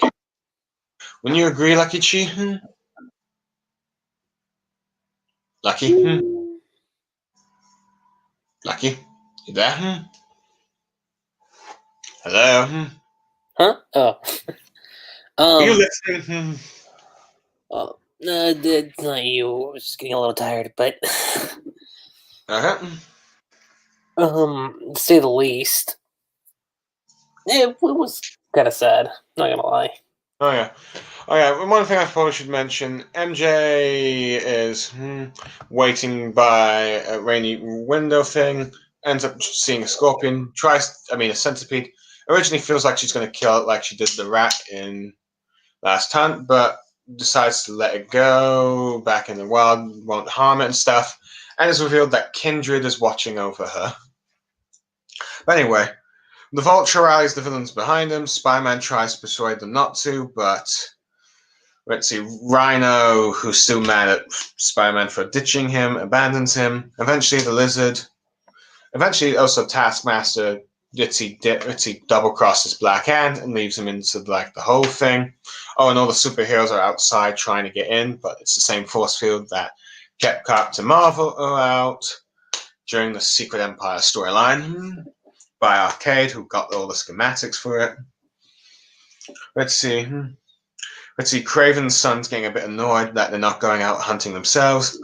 The Lizard tries to take action and gets in, and in his special issue, we finally get stuff that addresses the elephant in the room when it comes to the Lizard and his family, because as we know in the Shed storyline, he did eat his son, and when his son was brought back to life or cloned, he didn't question it. He just wanted to believe that this is his son. Maybe it's his soul inside him or something. He just desperately wants this to be his son, and he wants to try and make up for his mistake. So in many ways, this 19-point-HU is trying to address the sort of baggage of what has happened to the Lizard over the years, and he really desperately wants to make things right. So yeah, and there's also the funny thing of him tricking the Taskmaster to go along to help him capture Vermin. Let's see, to try and get into the whole hunting thing. Which, to be honest, I should have expected Vermin to come into this storyline because he was such an essential part of the Kraven's Last Hunt. I was a bit surprised. I forgot. I was so surprised at that thing, but yeah. So yeah, Arcade takes in both Vermin and the Lizard. The Lizard does reveal to Taskmaster that he tricked him into thinking he drank poison.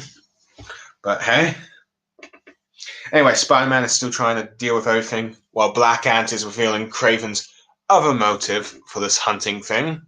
While one of the jerk hunters from earlier that killed quite a few supervillains ends up running into Black Cat, and Billy realizes as a kid, doesn't want to do this anymore, and realizes that the suit is still stuck. But as the villains are all teaming up and taking down the robot hunters, it's revealed that the robots are more connected than they realize, and if the robots get destroyed, the hosts die. In this way, it's Kraven saying he's trying to make all these rich hunters, showing them that the hunter can also become the hunted in a sort of twisted way of teaching them a lesson what it means to be a hunter. Anyway, eventually, Kraven's son gets annoyed and goes off to hunt and ends up clashing with the Lizard, trying to kill Billy and the Black Cat. Meanwhile, Spider-Man is attacked by multiple vermins, as it's revealed in the sort of, final point H issue, with how Arcade has persuaded the Vulture to rally villains to their cause to fight back against the Hunter, and realizing Taskmaster has double-crossed him with the lizard thing, Ritzy decides to clone Vermin, and there's now multiple which are attacking Spider-Man, which he's getting a bit of a beat down, and it's a sort of, he's thinking back to MJ kind of thing, and the visions he's had of her in danger. It's sort of reminiscent of like Spider-Man digging up from the grave to try and Ritzy reach MJ from the last hunt.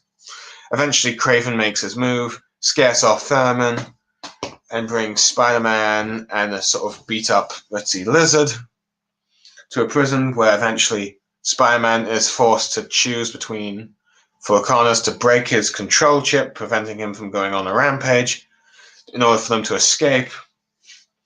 And then, let's see, Kraven, let's see, granted there's a body bag along the way, which is, you assume that the Lizard has killed to go after the last son of Kraven to save his son, while Kraven goes into another confrontation with Spider-Man, and it's revealed that Kraven has set up this entire thing saying, because he knows he cannot die unless he dies by Spider-Man's hand, but also teaching by forcing Spider-Man saying, if you want all this to stop, you have to kill me, but at the same time tries to teach Spider-Man that the importance of killing your foes kind of thing through what the Lizard has been doing. But Spider-Man beats Kraven, but doesn't kill him. And then he's also realized that it wasn't the Lizard that killed all those guards, it was Kraven, in order to try and turn Spider-Man into an angry frenzy. But Spider-Man decides to show Kraven that his way is wrong, his way is right, by showing that the Lizard not only saved his son, but also spared, let's see, his clone son. Kraven finally realizing just who Spider-Man really is as a person, calls off the hunt, has Arcade shut down the thing, which the prisoners are able to escape, the robots are all down. He promises Spider-Man he will never hunt again, just like last time. Spider-Man, a bit concerned because he knows what happens next, but let's see, Kraven says it's alright. And as Spider-Man goes to rescue MJ, you at first think the last son of Kraven is fighting Spider-Man, and is killing him, but it's revealed that it's actually Kraven in the black suit Spider-Man costume, and dies from the ruins in a sort of loophole Nick Spencer has found. Die by the spider's hands. He becomes the spider by sacrificing himself in what Spider-Man would do in order to save others. As the last son of Kraven grieves that he has just killed his father. And in the final issue, the rich hunters are all arrested by the arrival of the superheroes. The superheroes beat up all the villains. Let's see, with Vulture forming the Savage Six with Rhino. Wait, hold on. I'm trying to figure out the Savage Six. Let me just find the current. Let's see, Savage Six. The current alliteration is King Cobra, Rhino, Scorpion, Scargon, Tarantula, led by the Vulture. The sort of version that a sort of Ritzy group that was originally created for the Spider-Girl universe as a sort of her version of the Sinister Six, but now is introduced in the main universe. Now, granted, nothing's been done with this new team yet, but we'll have to wait and see. Peter returns to MJ, find out she's okay. She just cut a glass and it's all right. And you get a little monologue of Kindred saying, nah, he doesn't want to hurt her. He's only after Spider-Man. Well, you have Black Cat returning Billy to her mother, while Connors is somewhere. While for Last Son of Kraven, he's burying Kraven in a similar manner to what happened in Kraven's last hunt. Gets a message from his father, from a note he left behind, telling him that he is now Kraven the Hunter, and he becomes officially the new Kraven the Hunter, kind of getting rid of his, unfortunately, tiger look, but sort of becoming but more of a normal Kraven look. So, in many ways, this storyline fixes Last Hunt. Let's see what Grim Hunt did by having Kraven killed, but while also giving a new son for Kraven for future Kraven storylines if anyone wants to use the character. So I gotta ask, Lucky Chi, what did you think of The Hunted? Lucky Chi, you there? Hello? Oh, I don't know. I had myself muted. So going to what I was saying, up until his most recent arc that's going on right now, this was by far my favorite. Oh yeah, this is probably regarded by many as probably the best of Gritzy Nick Spencer's run so far. Yeah. In many ways, this fixes everything that was, let's see, with Kraven, addresses the issues with Lizard, and yeah. And let's see, sets up quite a few things in the future, such as the Savage Six, which still has not yet been addressed yet, but oh well. Nope. We haven't. But yeah, but it delves into quite a few characters and all that stuff, and yeah. Anyway, the next issue is a sort of, let's see, issue 24, which is actually Amazing Spider-Man 825, if you go to the original numbers. But yeah, I do like how they give you the new numbers and the legacy numbers, which is something that comic books probably should have done a long time ago when you did all these new number ones so people could know where to start or where to look in the history. Because one of the biggest problems of modern day comic books has been new number ones, but yeah. But yeah, this issue is called 1-on-1, and we finally get a name for Kindred as we sort of do what I think Spider-Man at first is dealing with a standard crime thing, and I think MJ and him him and MJ relaxing on a spider web. But we go to Mysterio, who's at a psychiatrist, and he's too afraid to say the name of the demon that he's in work for. And it's sort of a dream thing like for Spider-Man, and he learns the identity of his new foe, Kindred. We finally get a name for Kindred, and it's like a very interesting name for a sentient demon, but it does ring a sort of sense of familiarity, I guess. Which probably the name should have honestly been our first hint. Like I was like, Oh yeah. That's one thing I'll say. Like, I feel like that name should have been like our first clue. Like, why Kindred of all names? Yeah. Anyway, the next solo issue is the 25th issue for this one, so sort of like a big deal. It follows a sort of like, because apparently Mysterio was supposedly died in the last issue, but it's revealed that he actually is alive, but Kindred figured it out and realized he swapped places with like his psychiatrist or something. He doesn't like being tricked or killing senseless people for something, even though he's quite ruthless himself. It feels like, let's see, thanks to him, you're sort of giving away Mysterio. You sort of given away his name to Spider-Man. I should have probably also mentioned Kindred also appeared at the end of the Black Cat storyline, where he was not happy that his identity was revealed, and Peter Parker's getting someone else informed of their struggle. Also kind of hinting that quite a few of Peter Parker's Spidey friends, Miles Morales, let's see, Spider-Gwen or Ghost Spider, Jessica Drew, Spider-Woman, Anna Kosan, Spider-Girl, and the current Madam Web, I've forgotten what her name is, because, let's see, I know she was the second Spider-Woman, but the current Madam Web are going to play a part in his future plans. Probably should have mentioned that earlier. Oh well, you forget some details. But anyway, but Mysterio says you're just going to kill him anyway, but which Kindred says you kind of has a good point. So he gives Mysterio a chance to do his big-time movie he always wants to do, but we'll get into this a bit later.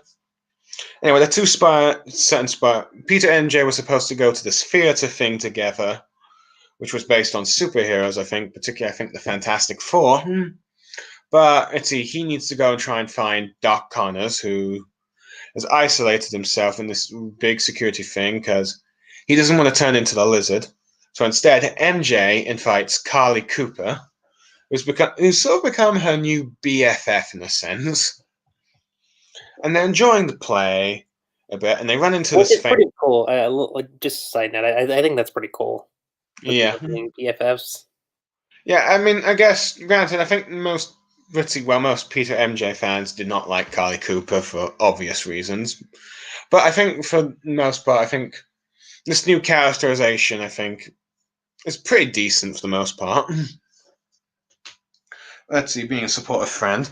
But anyway, MJ ends up running into a former, a sort of model that she used to work with when she was doing a TV role, but she had to quit. And she took over. And due to the fact that she continued this role, she ended up, because apparently they were appearance-wise a bit similar, though she had black hair. She ended up becoming a famous movie celebrity and all that thing, and so it's kind of got MJ being a bit bitter, and the friend and this old co-worker doesn't help much, but Carly Cooper's a fan. They have their sort of like plaything, and it's suddenly interrupted by the female Electro. Is it Electress? I don't know, but just the female Electro, who's using her as an hostages to try and get people to bail her out. Now, granted, it seems like this celebrity's a bit hated. So she turns it into a sort of, all right, how much money do you want to give me to see her fry? Which starts going up quite a bit, that's a bit cruel for like online people. You're asking a supervillain to fry a celebrity. I mean, I know not every celebrity is likable, but it's a bit harsh. Wouldn't you agree, Lucky G? Just, I was going to say a tad bit, but anyway, it does smell a little harsh, just a little. Anyway, MJ and Carly Cooper decide to rescue her by having, I think, Carly Cooper as a bit of a distraction so that she can swap places with the celebrity thing, or when she's not looking and stuff. And MJ gives this very good, well-acted speech, which goes online, and and then reveals herself as Mary Jane, which, funny enough, the Electro was a bit of a fan of hers on the show, though not enough to fry her. Though granted, due to her plan, she gets like the water to fry Electro, I think, in the aquarium set for them. Electro gets captured, and MJ becomes the hero of the night, while the old code worker celebrity is crying about her being the real victim. But hey, it's funny. Meanwhile, Peter gets to Dark Corners, persuades him to not give up, shows him the right thing, and he deserves a second chance, reunited with his family, becomes a professor again, while Peter officially goes to become Curt Connors' student. So yeah. So, new beginnings. Sort of thing. Anyway, as Electro is getting kidnapped, she ends up getting bailed out by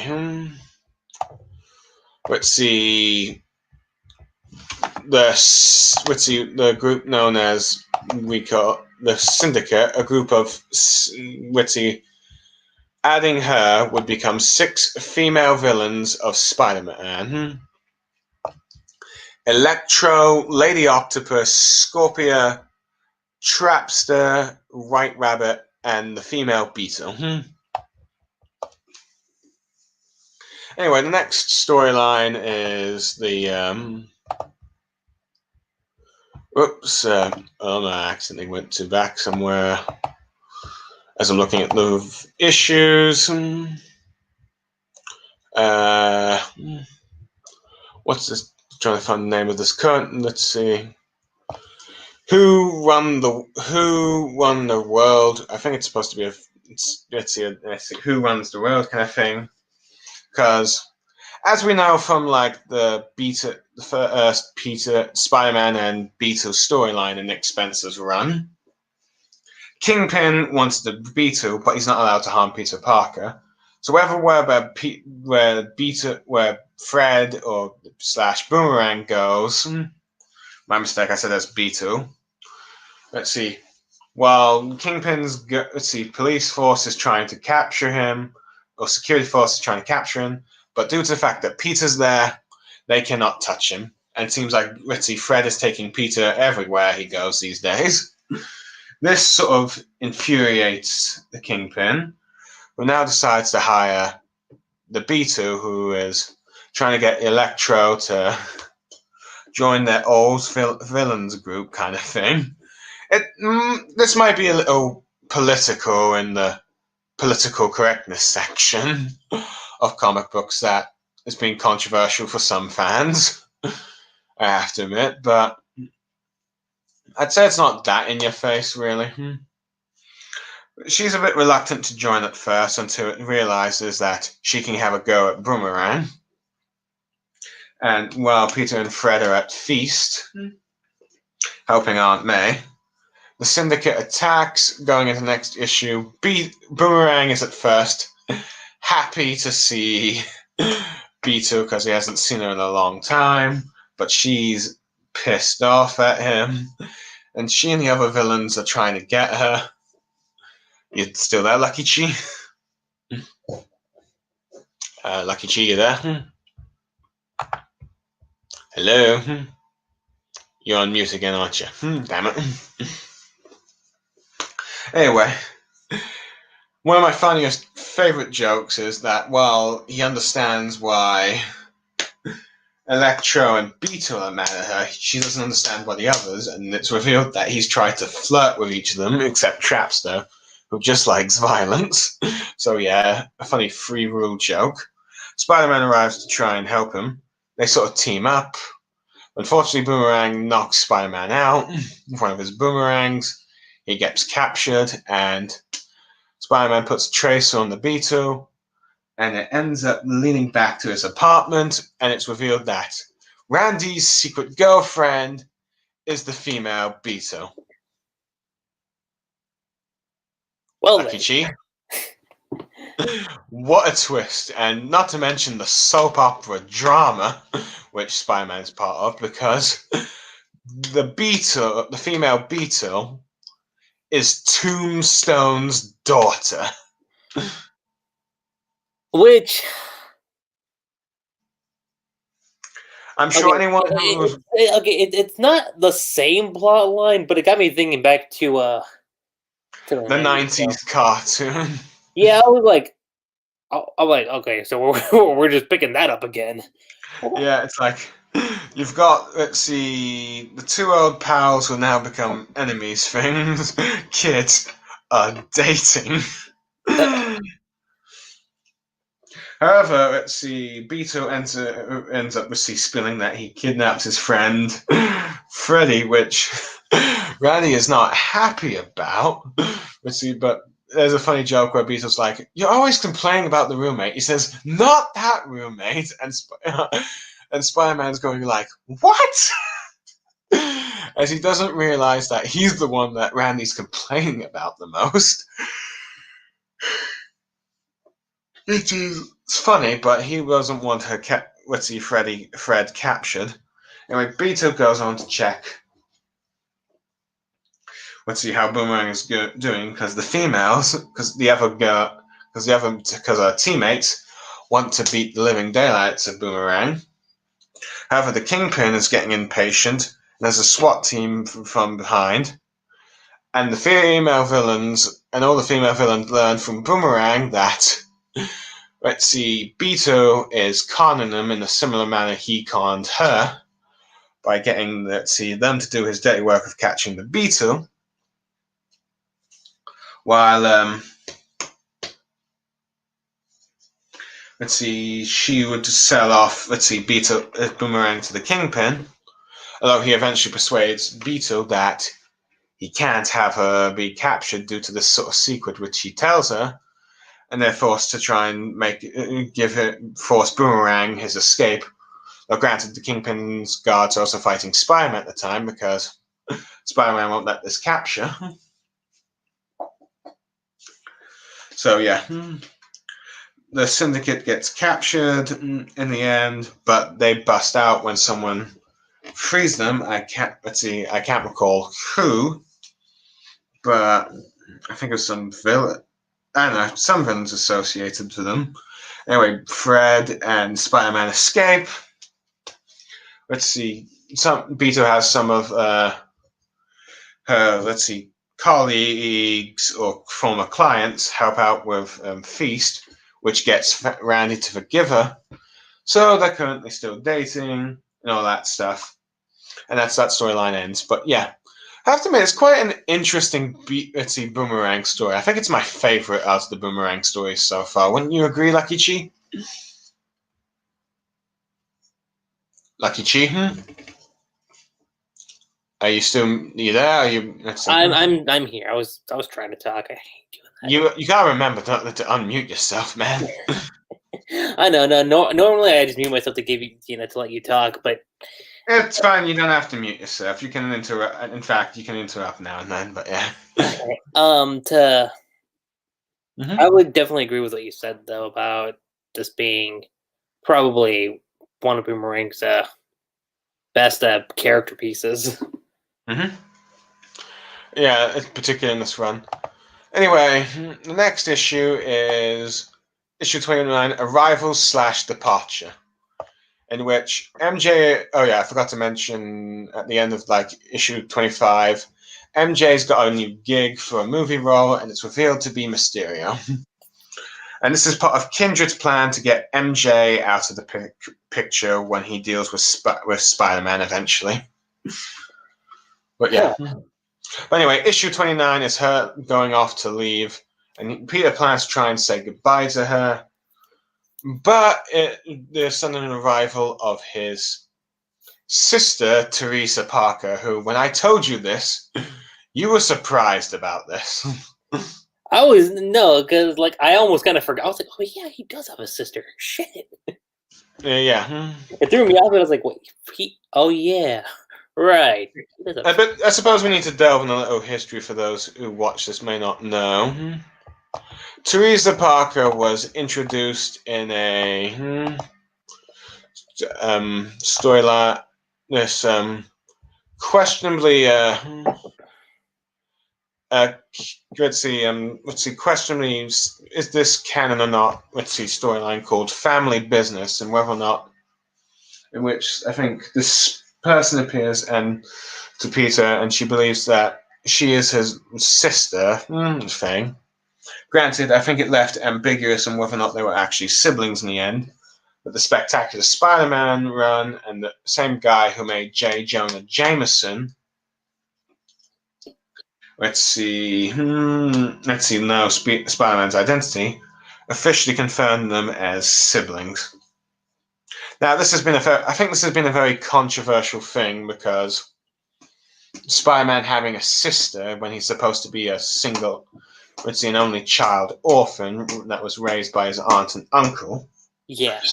To mention, the whole spy thing has always been a bit iffy for the whole his parents being iffy for many people, because Peter Parker is not supposed to be this special person. He's supposed to be a working class hero, or the everyman. And the spy stuff does not really relate to that, really. Yeah. Hold on a second, I'm just getting something. But yeah. But either way, he has a sister now, and she's got a mission to him to stop the Chameleon. Oh yeah, I forgot to mention the Chameleon was revealed at the end of The Hunted, burying his half-brother, Kraven, as he realized that his brother spared him. And he plans to tear the whole world down and stuff. Thankful that his brother spared him from the hunt. The Great Hunt or something, but yeah. Anyway, a colleague of hers, because apparently, currently in the comic universe, S.H.I.E.L.D. is defunct now. Granted, in the MCU, officially, most people, in the movies, it was defunct in the Winter Soldier, but came back in the Agents of S.H.I.E.L.D. thing, and seemed to have been implied to have come back with the Age of Ultron, but you never really see the hell of carriers after that. But I don't know. The Shield thing's a bit iffy, to be honest, but hey.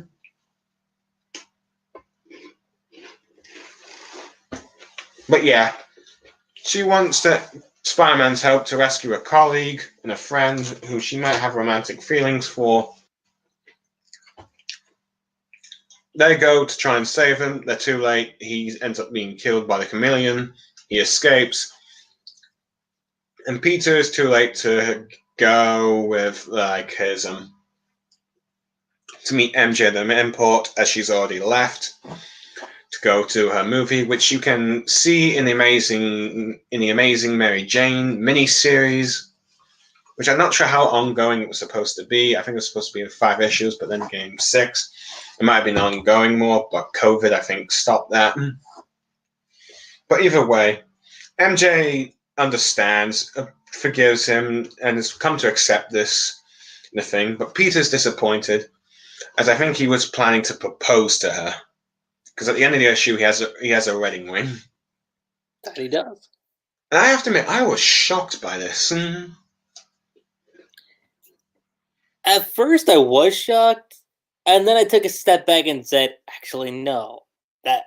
That's because the more I thought about it, the more I was thinking, "Well, no. At some point, they would have to bring it back up. It was just a matter of when." Yeah. Granted, I think you still have a lot of people wondering, is this going to happen? Are they going to remarry again? I mean, and this is something I've heard people say, is that, like, okay, say One More Day doesn't get undone, but Peter and MJ still get married. I'm like, well... It's the next best thing. Huh? Some would say it's the next best thing. Though, granted, I would probably... I think some people like Linkara, who has not gone back to reading any Spider-Man issue, even the Nick Spencer's run for my thing, because he's vowed to not, buy any more Spider-Man comics until One More Day is properly reversed. Granted, I kind of try to do the same vow when it comes to Naruto volumes and stuff like that, when it came to reversing the damage to the last and the ending done. But I ended up breaking that rule, but oh well. But either way, I refuse. I'm sorry, what? That's a hypocrite. Well. For those of you who don't know, Blue and I have this ongoing joke with us teasing him, so it's part of tradition. Yeah, I ended up buying, just about all of, the box sets for Naruto, which means I own all the volumes, even, granted, if I could get the volume, the only reason I've gotten the box sets is just so to empty my bookshelves for other books that I have, and have a better way of storing, manga volumes. But I'm not buying anything post 72. I absolutely refuse to. The only thing I might buy is Storm 4, but I'm debating on that. Going back on topic though, with Peter proposing, which more so kind of fits in now with what's going on. But I will say that, and I'm not the first person to think of this, but what if remember the entire One More Day scenario happened because of with Aunt May. So what if, to undo the deal, it's kind of like a cost. Like you gain something, but it comes with a cost. You gain your marriage back, but Aunt May dies like she was supposed to. Yeah. I always figured that might end up being the thing, but anyway, but yeah. Granted, I think there was some concern from Spider-Man fans from this issue, because whether or not Nick Spencer was going to try and be like, oh, this is why they can't get married thing. But for the moment, granted, throughout his entire run, he's done many jabs at One More Day. He has, especially this current arc that's going on. Yeah, but we'll get to that. But anyway, the next 2 issues of this run are tie-ins to Absolute Carnage. Now, normally, to be fair, and I'll say this: it's not really much of a tie-in per se. More so as it's just a conversation between Norman Osborn and Kindred. Kindred, yeah. But in many ways, but to get that, but in many ways, yes. Absolute Carnage was out during this 2019. It's sort of the big sort of Venom storyline, dealing with Carnage and all that stuff. You had Spider-Man play a big role in it, I believe. Mm-hmm. I've got all the issues, but I haven't fully finished reading it and stuff. I was going to say that I've only read this run, like what was happening in Spencer's run, and then the Venom stuff. Yeah. But I believe the Venom. Let's see. I think this Absolute Carnage was supposed to be part of the Venom stuff, but eventually became its own separate event, but still tied into the Venom run. Yeah. But yeah. But in many ways, I've heard that Absolute Carnage was kind of a sequel series of sorts to Maximum Carnage, which is a very controversial storyline in the 90s. It had some interesting things too, but yeah, it was very much. I think from some of the people who like it do see it as a guilty pleasure, though, because it's like it's one of those so bad it's good kind of thing, I guess. In a way, or it's like it's a good bad story. But either way, but anyway, but let's see. We're not talking about Absolute Carnage. We're talking about let's see thing. But yeah, like you said, then mostly it's just let's see the current. It's clearly just let's see. It's clearly Kindred going up to meet Norman Osborn, talking about how he used to fear him and how much he hates him and stuff, and giving kind of a hint. In many ways, kind of giving a hint of like these two seem to have a history of sorts. But he finds his current state pathetic as he thinks he's some common serial killing murderer. And it goes back to the bit where Norman Osborn has been given a Carnage symbiote suit thing by the original Carnage, who's gone in some sort of god mode thing, but hey. Symbiotes for you. Symbiote lore is kind of messed up, really, but hey. At this point, it's complex. I think the best word to describe it is it's kind of like super complex. Yeah, I mean, they have this sort of god deity called Null or something. I don't know. That could destroy the universe. I don't know. The symbiotes be keeping in check. The best way to look at it is like through the current Venom run. Mm-hmm, yeah. Who knows whether or not Sony Venomverse will eventually try to do Absolute Carnage. We'll have to see, but it depends what they do with Cassidy / Carnage in the Venoms. I would give at least another 10 years before they tackle Absolute Carnage. At least. Granted, we have to see whether or not Carnage is going to become a recurring character or just another one-note villain. But anyway, got it. Let's see. Or dies in Venom 2. But anyway, he sent Norman Osborn to go after, Eddie's son and Normie Osborn, who has also had the red symbiote thing. Granted, I think it was kind of hinted at the end of Dan Slott's run that he still had a bit of the symbiote in him, but that might be not the case.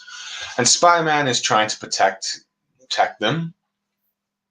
Eventually, he beats him in issue 31, and we go back to Kindred. And as he leaves, Norman's still thinking he's Cassidy. Says, not who you're talking to, but I can feel Norman's mind. And he tells him that he seems to be proud of what he has turned Kindred into, which leaves him furious. So yeah. So yeah, this is sort of like a. So yeah, it's a sort of a good way to do it because most tie-in issues tend to be forced. We know that, Lucky G. Yeah. And at this, and I'll say this, for the Absolute Carnage storyline that they have here, it's like you said, like it's more so like Norman flashing back to what happened, but for the most part, it's just kind of like progressing the story between Kindred and Norman. More so with us getting some more inklings. That's like, all right, so who exactly is this guy? Mm-hmm. Oh yeah, but it gives many hints because there's also like a flashback to this party, and it seems like with Harry, Gwen Stacy, Flash Thompson, it seems to imply that Kindred is one of these people from this party. Mm-hmm. So many people have been guessing: is it Flash? Is it Harry? Is it Gwen? I think those The were like the two three. contenders, I would say, and okay, Flash, I think was kind of a stretch considering that it's only been a short amount of time since he died. Mhm. Um, So many. I thought that the two likely ones were either Gwen or Harry. Yeah. Granted, let's see. I think some people favoured the idea of Harry because would Marvel actually bring back the original Gwen Stacy? Because It it's like would have been ballsy if you ask me. in many ways, because for many people, it's like the Gwen Stacy death is such a sacred torch that's like bringing her back will kind of kill the purpose of it. And I mean, they've tackled it a couple times. At least with the original Gwen clone that came back. Yes, but it's the Gwen clone was a way of trying to bring her back, but many people just did not use her because, well, Well, I it's was like gonna say, I think like that was probably one of the more effective ways to bring her back. Was through yeah, that. but for many people, they just did not use the Gwen clone because for most people, they realized it ruins the impact. The impact of Gwen Stacy being dead feels meaningless. So It does. clones didn't come back. Granted, Dan Slott apparently had Gwen come back in the clone conspiracy, and for some people, it was kind of cruel, where we had to learn that Peter Parker was Spider-Man on the bridge, and she ends up cursing in his name thing. But But wait, hold on. Wasn't that Spider Gwen though? If I remember correctly. No, Spider-Gwen played a role in the story, That's what I thought. Yeah. Okay. but I think she even dressed up as the original Gwen Stacy for a while. But eventually, Gwen sacrifices herself to save Peter, and she's dead again. Hmm. I don't know, but yeah, it's a sort of like kind of guilty thing. But yeah. Anyway, the next The few next story arc issues. kind of it's kind of like a prelude to what's going on right now. Yeah, next next issues issues 33 to 36 are part of this sort of actually issues 32 to 36, the next 5 issues are part of this sort of like Oh wait, isn't that crossover. the Spider-Man 2099 one?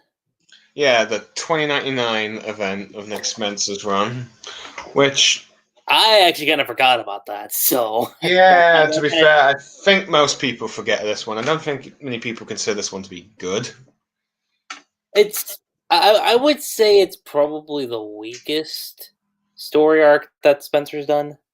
Yeah, I definitely It's have not to bad. agree. It's not bad by any means, but you know. I ended up reading it today because I was like, okay, I need to read it. I need to read the remaining issues Yeah. during this stream with Lucky Chi. I'll say this: like it, I think it adds a little bit to Teresa. Yeah, but depending on how you feel, let's see, depending on the Spider-Man fan, they do not probably do that. Like, Spidey should not have a sister. But anyway, where was I? Ah, yes. One of the things, granted, I ended up reading the issues here, but I did not have the time to read the tie-ins, and I don't know if the tie-ins serve the same way as, like the same ones as the Hunted ones did, where they explored individual characters to explain a little bit more of the plot lines, because I didn't really have time to.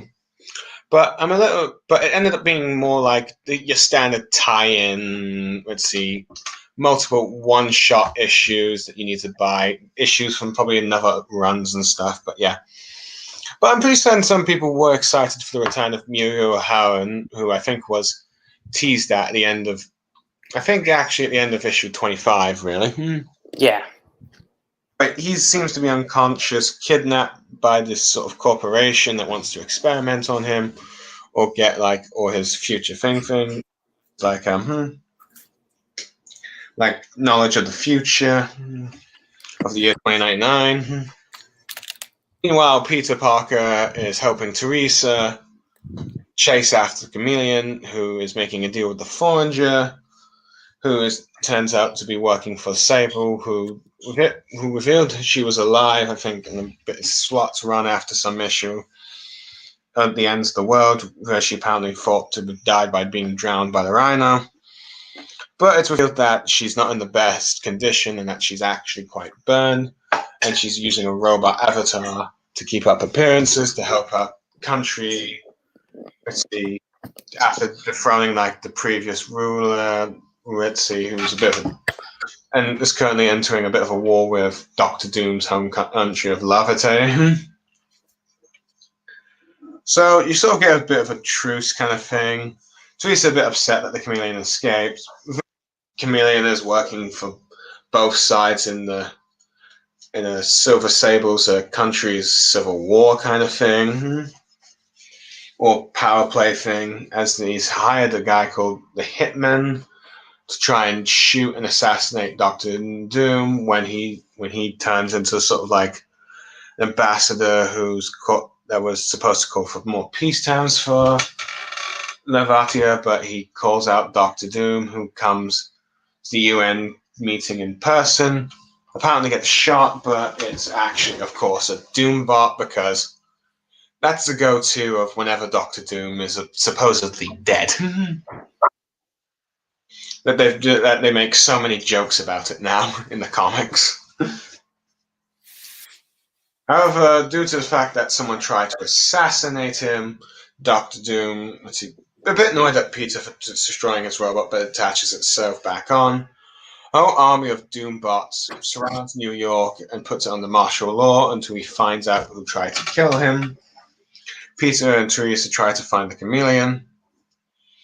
Revealed that he's not the one he's the one that hired the Hitman, he's not the one who did it, and takes them to the corpse of the Hitman, who is revealed to be he's one of the guys who was brought back in the clone conspiracy, but has found a way to kill himself while having his mind go in some sort of web thing into a new assassin thing.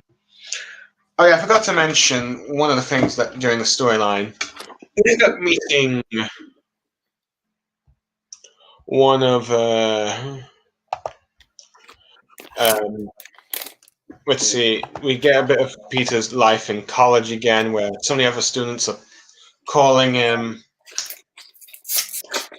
sort of bashing him for his failure at the company, but he's got this new sort of friend and this guy called Jamie, who we'll discuss more later, who has the last of one of Peter's devices from Park Industries, and seems to be friendly to Peter and wants his help and stuff, before being dragged away by his sister when the fire alarm happens.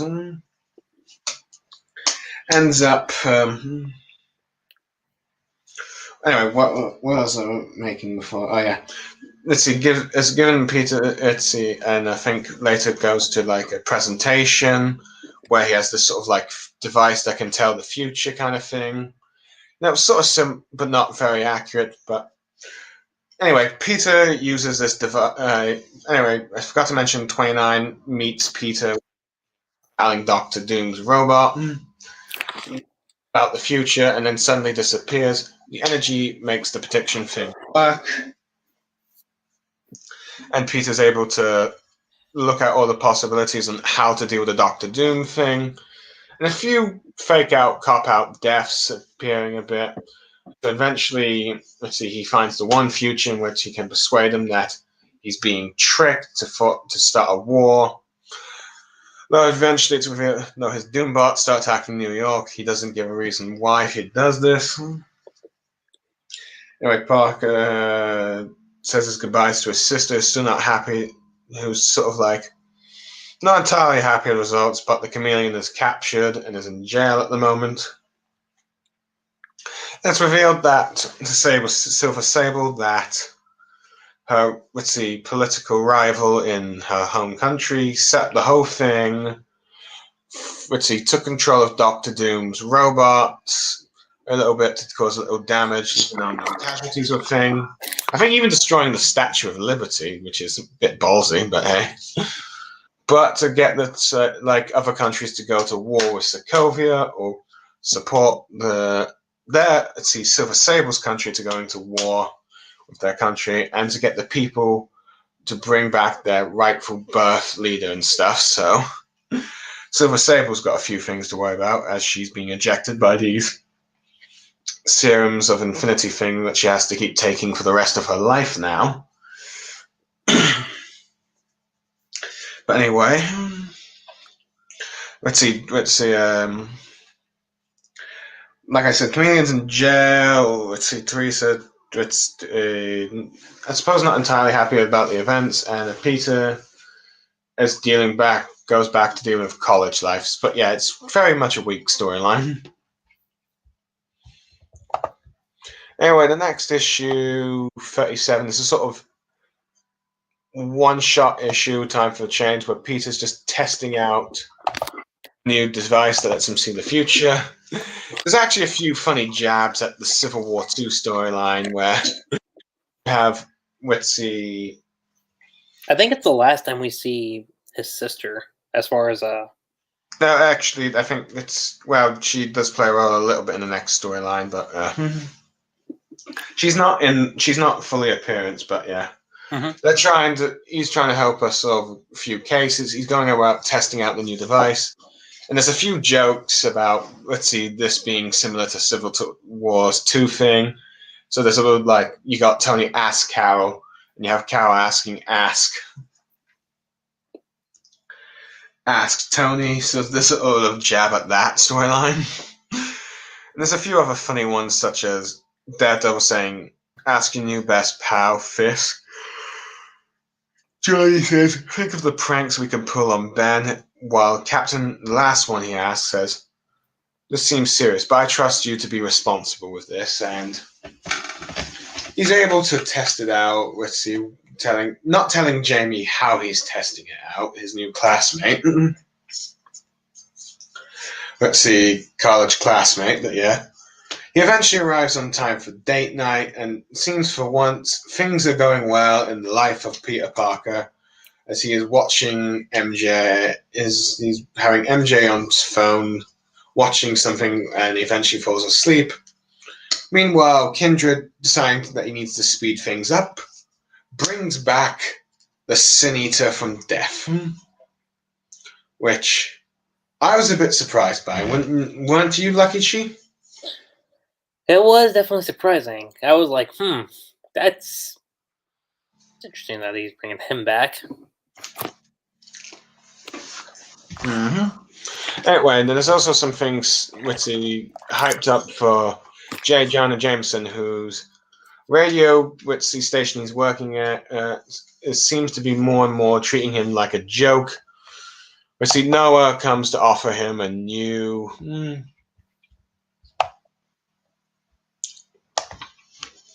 a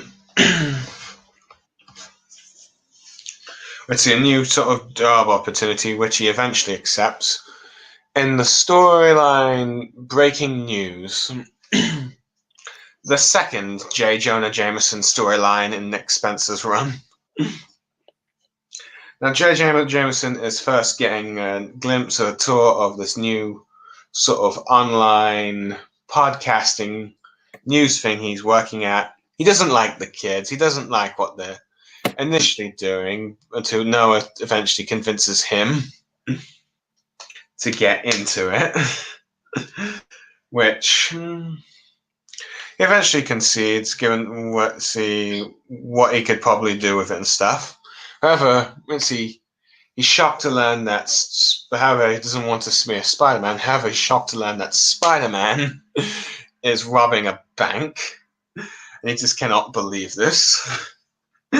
And it's revealed that, of course, it's revealed that he's doing this on an undercover mission for his sister Teresa, as to try and reclaim, snoop into like Chameleon's, network thing, and track of like Shield's thing. J. Jonah Jameson tries to go after him. Eventually, and it revealed that Fauna is at this, while still grieving for Silver Sable. Apparently calling him like her loving thing, but ends up going to this sort of gambling casino thing, though granted with 2 escorts. That's like so much for commitment, but hey. Where I think around by chance, who was doing sort of like betting things on like heroes battling each other. Get the fight right, and you win a lot of money. And apparently he ends up betting on Spider-Man thing to beat all these villains on time. But Chance sort of cheats by sending in drones to make sure he wins the bet. However, J. Jonah Jameson arrives to help him out, asking what he's doing. Spider-Man reveals he's doing his spy mission. Then Jameson ends up leaving as he tries to beat the bad guys in the area. But Fauna loses his bet to Chance, which he's not happy about. I have to admit, I do find it interesting that you have such a foe for Spider-Man that quite respects him with the Fauna. But hey. Anyway, at the end of the issue, Teresa reveals to Peter that Jameson has blown his cover and compromised this Shield thing. You were about to say something, Lucky Chi? No, I just remembered that. Just thought it was funny. And Jameson's going like, yes, I saved Spider-Man's career. And he's like, Jonah! Which he's not happy about, and gives Jonah a scolding of like, you blew my cover, man! Granted, he almost reveals that he has a sister thing, but though I think Jonah does know that he has a sister, since they did have this one storyline in the Spectacular Spider-Man when they went back in time. It creates an alternative reality, but oh well. Kind of upsetting Jonah, but Noah comes along and tries to persuade Spider-Man that Jonah's really trying to help you, and even doing all this. Here.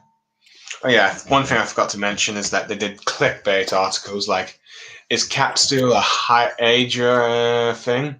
Which you got all the conspiracy theories typing and sharing it, but you have all the pro Cap, namely Bucky, responding outrage, which was kind of funny. It's a bit of a commentary on clickbaits in real life, really. Yeah. Who says comics can't get political and being clever?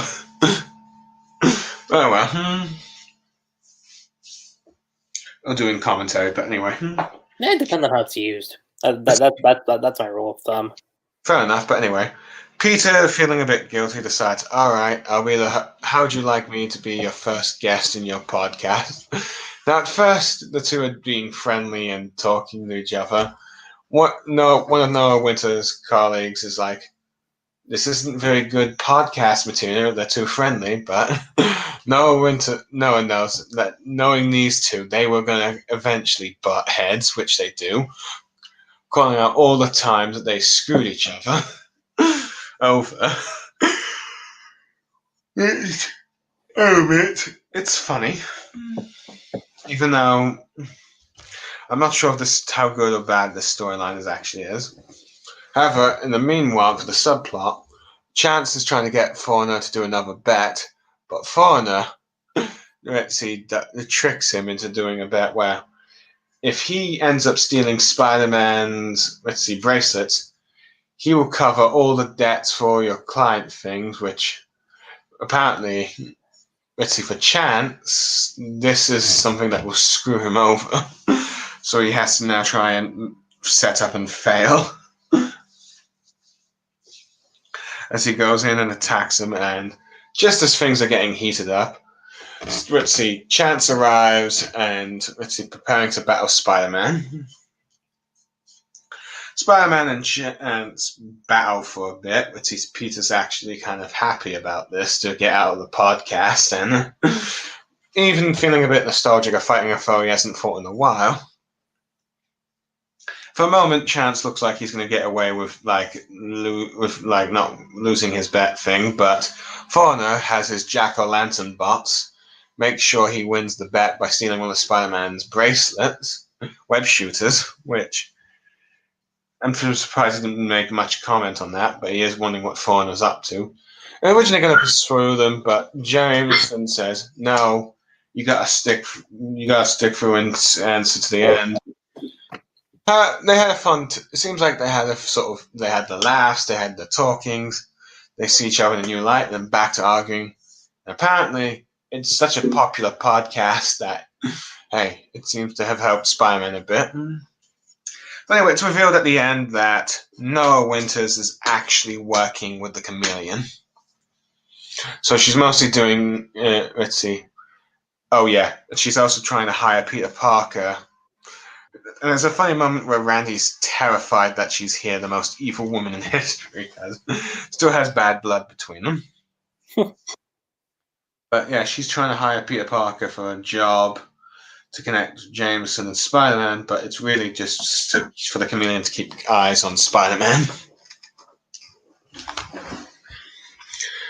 So yeah. Now I have to admit, this is a funny storyline, but I'm not sure if I agree with all the content. But let's see. But then again, I'm still not on board with.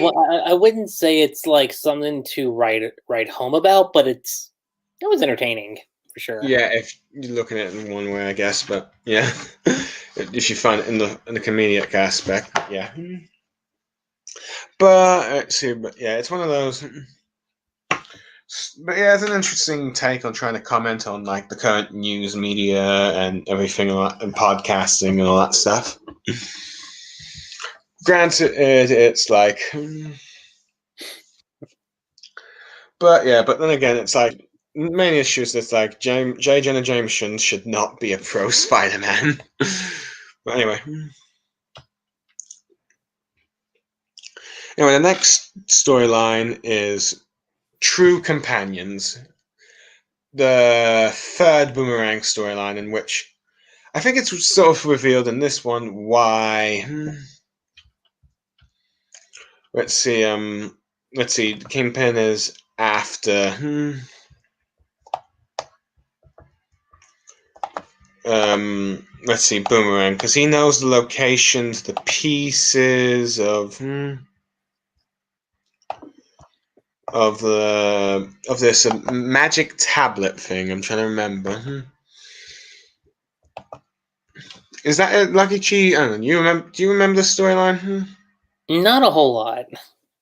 Okay, let me just. The Lifeline tablet, which I think was part of the '90s cartoon for storyline. Yeah, I remember that being a thing where it was supposed to give you like. Not eternal youth, but it made you go from looking really old to looking. Yeah, young. Silverman was after it, and I think the Kingpin is after it as a way to try and save his wife. Mm-hmm. Something, I don't know. But either way, Spider-Man goes out to help him find the missing pieces. They end up I think during one of those encounters, they end up fighting the multiple vermins because they're loose out in the tunnels of London, eating people.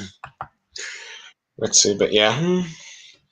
And during the storyline, they end up, let's see, encountering Gorg, sort of like a alien pet thing that was once belonged to Kraven, and eventually ends up, let's see, was originally home to like this other people of aliens, and he was a beloved pet, I think, of some very important, or at least some sort of figure. eventually got separated and eventually reunited again, but only to get killed. And eventually he becomes, let's see, the pet of Peter, Randy, and Fred.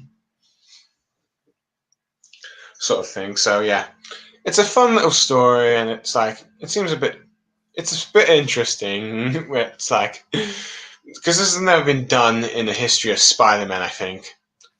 Peter Parker owning a pet. And he just ends up having to have an alien for a pet. So yeah, that was fun. Anyway, moving on to, let's see, issue 54, Beware the Rising, in which this is 54? 44, I said. Oh, you said 54. 44, that's what I meant, sorry. In which Spider-Man is mainly having a dream about, let's see, Overdrive being chased by someone, and it's revealed that,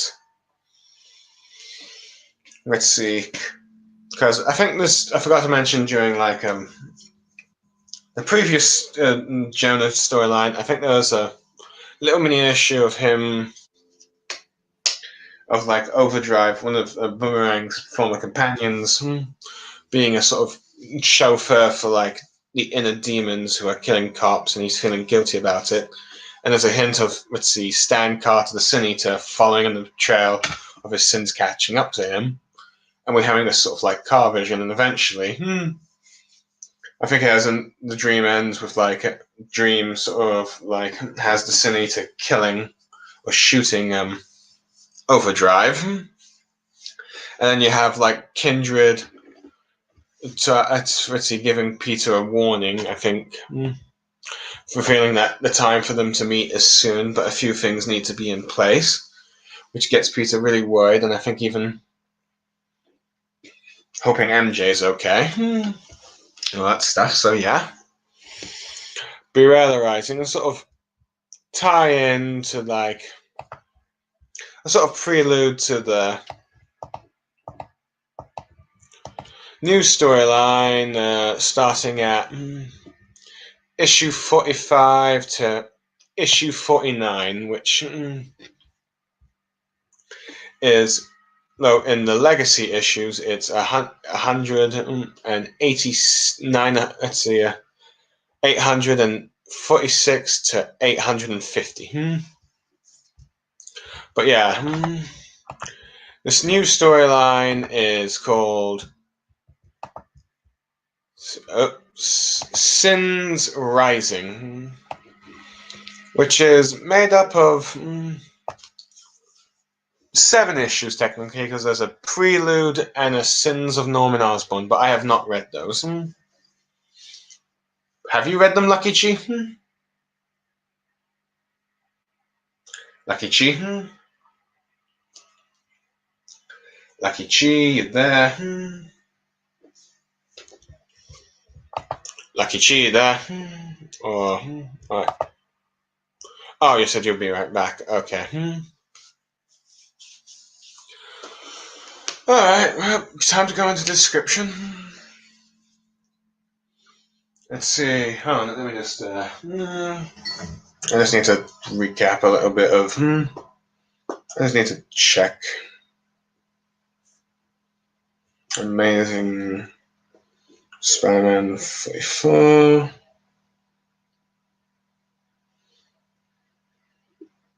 So pretty much, it's the introduction of this storyline is Carly Cooper looking back at her past. Let's see, her sort of stepfather or her dad being a cop, supposedly dying, relationship with Peter, finding out her dad's a villain, working for Mysterio, her becoming monster, looking at like this dead patient in her police division as she's inspecting the body. Let's see. Let's see. Spider-Man contemplating his relationship with MJ.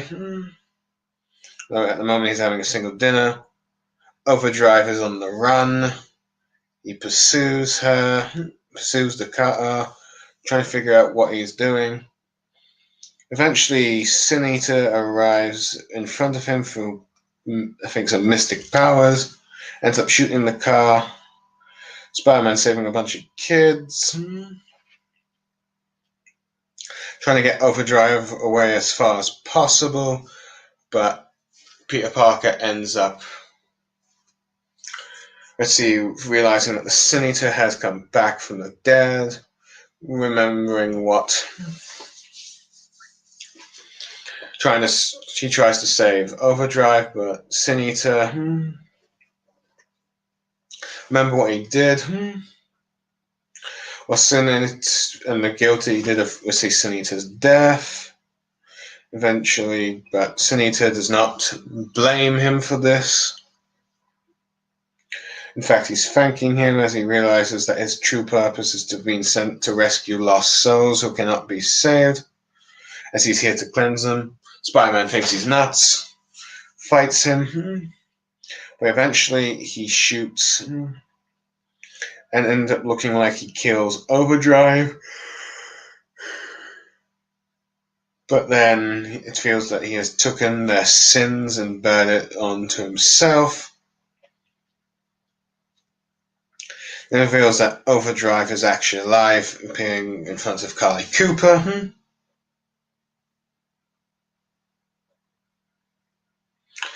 Next issue, 46.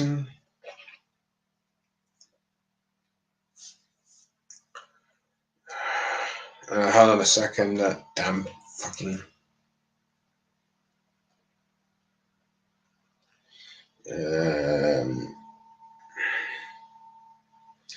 there we go, issue 46.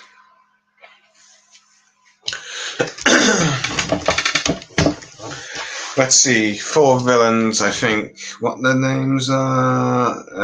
I'm trying to remember. Oh yeah, the Lethal Legion are attacking a sort of exhibition. Spider-Man tries to stop them, but ends up getting his butt kicked. But then Sin Eater arrives. He ends up shooting each one of the villains, taking their powers, killing them, but the crowd is celebrating even though Spider-Man's hoping they'd be disgusted, but Sin Eater temporarily turns Spider-Man to stone as he has stolen one of the abilities. People are sort of taking Sin Eater's side, agreeing with what he's doing.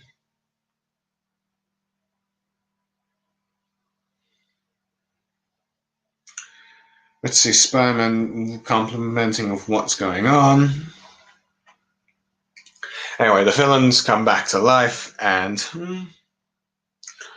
rather than continue being villains, they feel complete regret for what they've done, as Noah Winters is interviewing them at the Ravencroft Institute, and they feel absolute complete regret.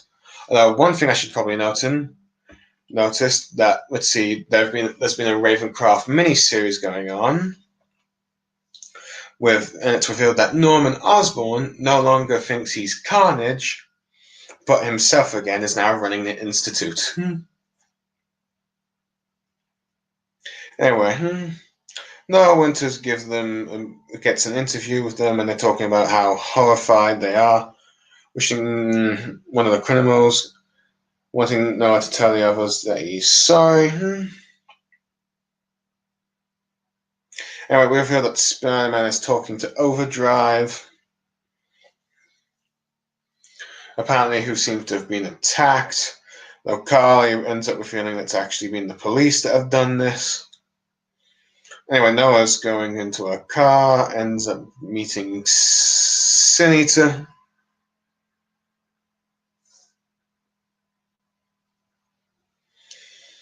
Let's see, and she gets an interview with Sin Eater in the next issue about what his mission is, publishing it online.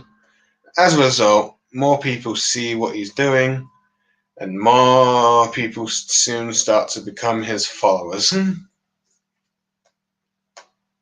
As Kali reveals what the police were doing to Overdrive, though granted he's still alive. Anyway.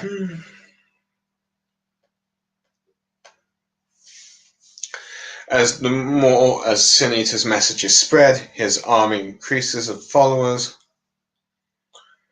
Spider-Man sets out to try and stop them, but is defeated by Sin Eater again due to absorbing all the powers.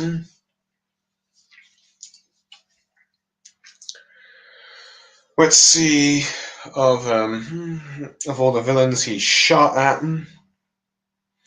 And let's see.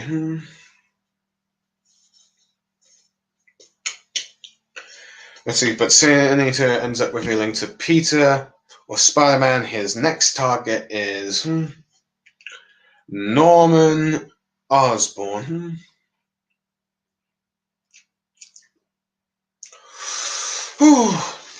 How long are you going to be gone for, Lucky Chi? Let's see. I need a break.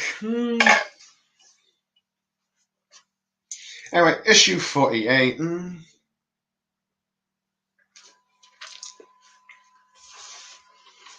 number of followers are increasing. They're attacking everyone, even themselves, who feel like they're not living up to the creed that Sin Eater is doing.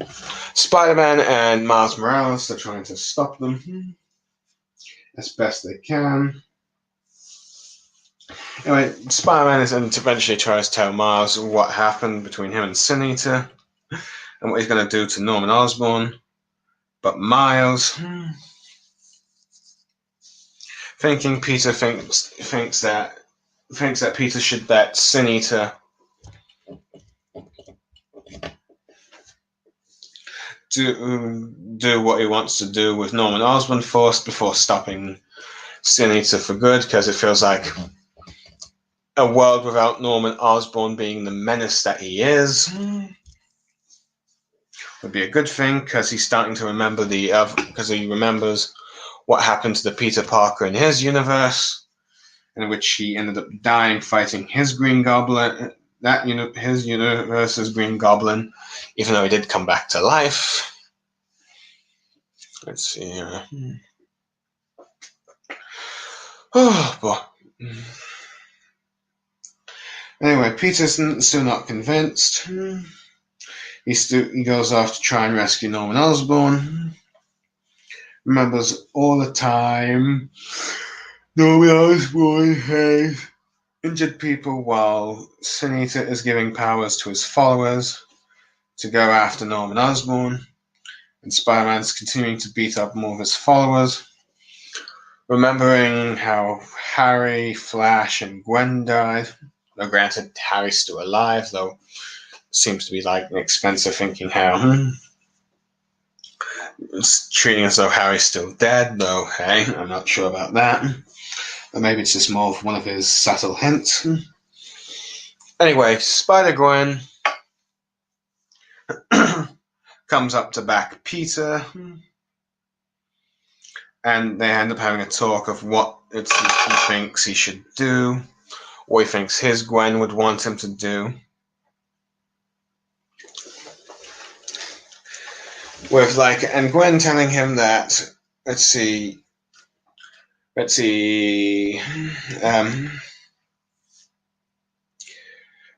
view Gwen as some damsel, not to view,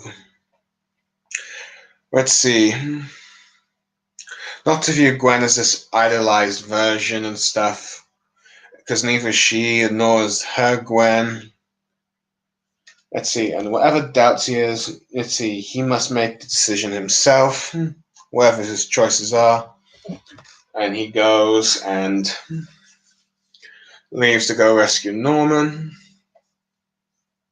who's being surrounded as Sin Eater's foes as we speak.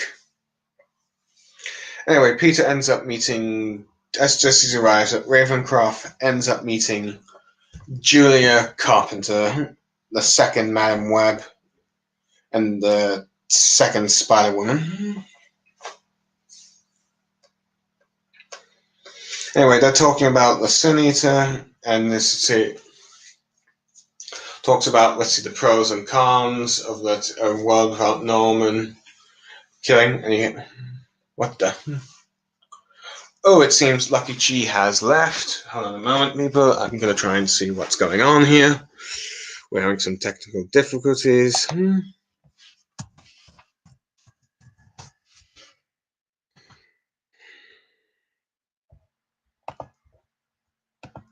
Hold on, people. I'm just going to mute myself. Be back in a few minutes.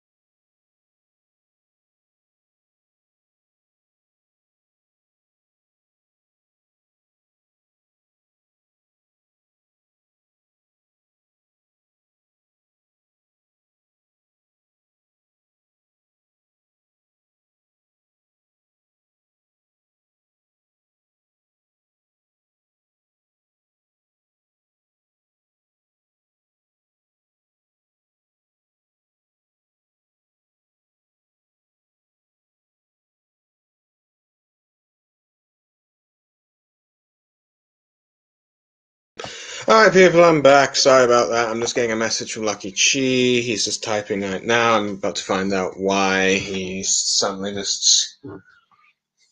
Let's see, disappeared. Oh, his internet crashed. He'll hop back on soon as it boots up. For the meantime, I'll continue narrating.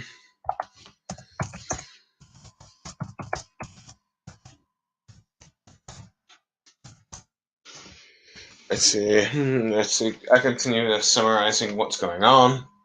But anyway, yeah, where was I? Oh yeah, Julia Carpenter said Norman will likely kill again if you let him go, but you sense that there's something wrong here. But she leaves him to go and make his choice. He thinks about the people he cares about, but he still goes in to save Norman. No, not before giving him a good whack. Anyway, all the spider, let's see, Miles and Gwen arrive, saying that he really went in. Can't say I was surprised, though Miles thinking he got through to him. And it seems that these people were playing, let's see, good cop, bad cop in a sense.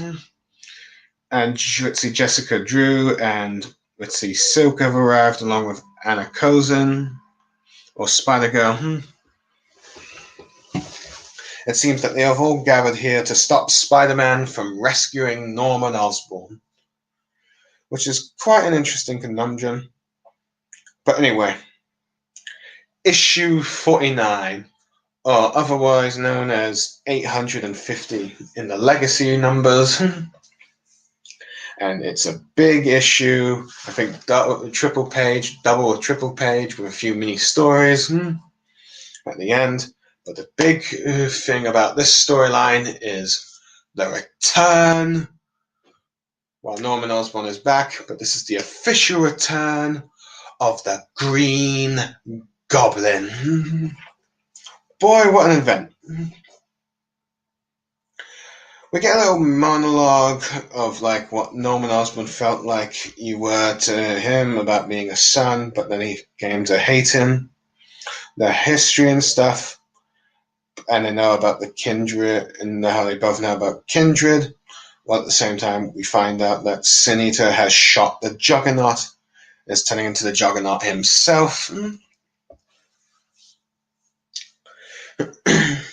Norman takes one of his Green Goblin ooze things, and he's returned as the Green Goblin.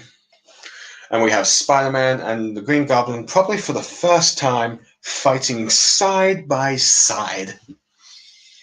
Or at least Norman Osborn's version of the Green Goblin. As they fight off all of let's see, Sin Eater's followers. The Spider-Man will not let him kill.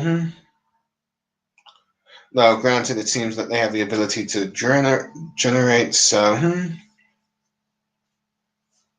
Meanwhile, the Spider-Man's spider friends have gathered to watch him fighting side by side with a goblin.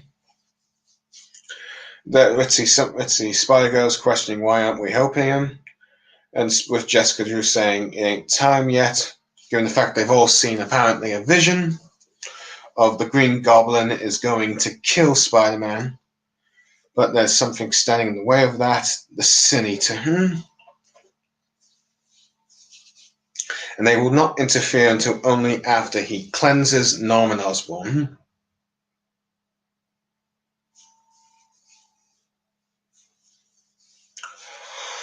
It's granted, the two are, Miles points out the two are currently working together. Granted, they're debating on what's going on. Let's see, granted, Gwen's saying that maybe this isn't the right thing. She seems to be changing her mind on this, watching as Peter's struggling. Eventually, as the two are working together, escape the followers. Let's see, granted, they're kneeling as they realize Sin Eater has come, but he's become the Juggernaut. And in a sort of monster-like appearance as his face kind of stretches out to look like the Juggernaut, but blimey, it looks nasty, but nevertheless intimidating. Probably a homage to another famous Spider-Man story in which he takes on the Juggernaut.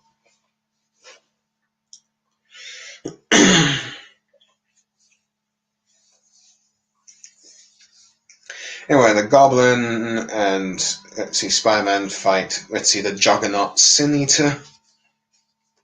But the two do not know how to work like a team. Anyway, Norman has a hidden lair that they escape to. Gwen's going more about, why she's changing her mind, what her Gwen would have done, and such.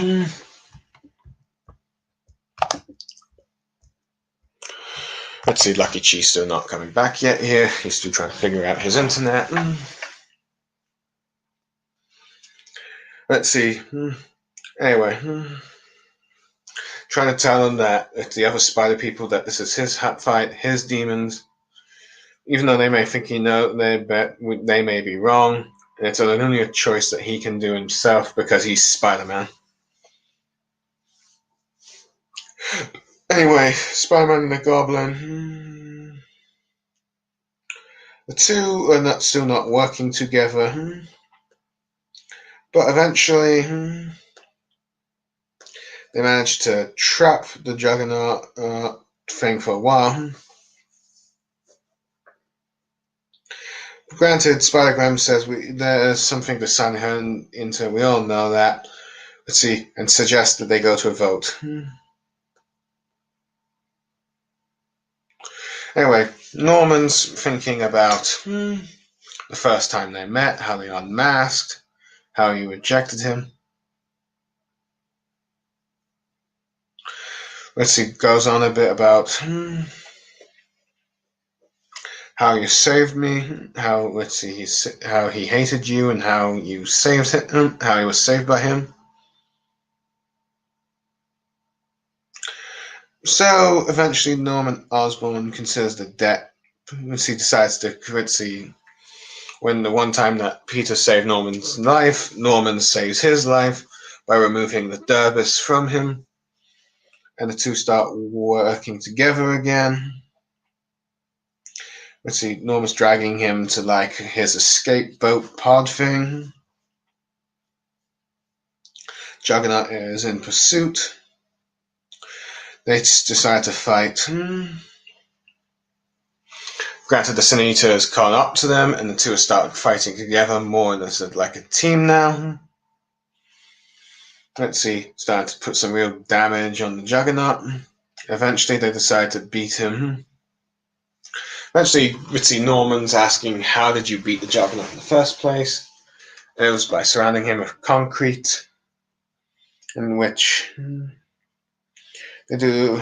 You see, Spider-Man ends up distracting him by trying to apologize for what he did to him, asking him to cleanse him.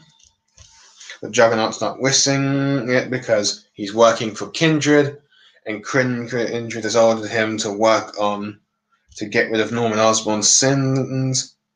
Norman turns on the power system to cause the concrete thing to collapse, but Spider-Man is holding him back so he doesn't shoot the thing. Anyway, they dive into the concrete. Let's see. They both end up being stuck in there. He ends up thinking about MJ. He's trying to escape.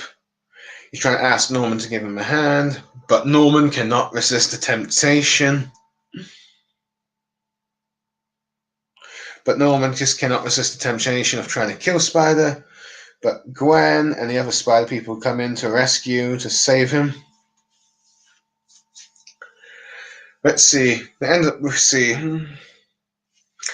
confessing that they were planning on letting the Senator shoot Norman and stopping Peter from saving Norman in order to save him. He almost did. And then it said there was but then Gwen said it was your call. Let's see. So anyway, they take Norman into the escape pod along with all the Spider people, and forcing Norman to let's see. On a second, just taking a little break. I'm just gonna see how Lucky Chi is doing with his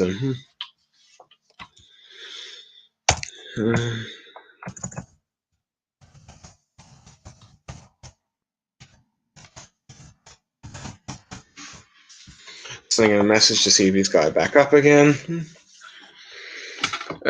Boy.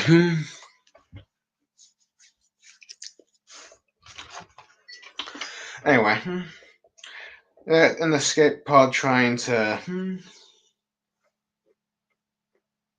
figure out what to do next. But unfortunately, Norman Osborn cannot but help but figure out that Ghost Spider is Gwen Stacy. Though granted, a Gwen Stacy from another universe. Granted,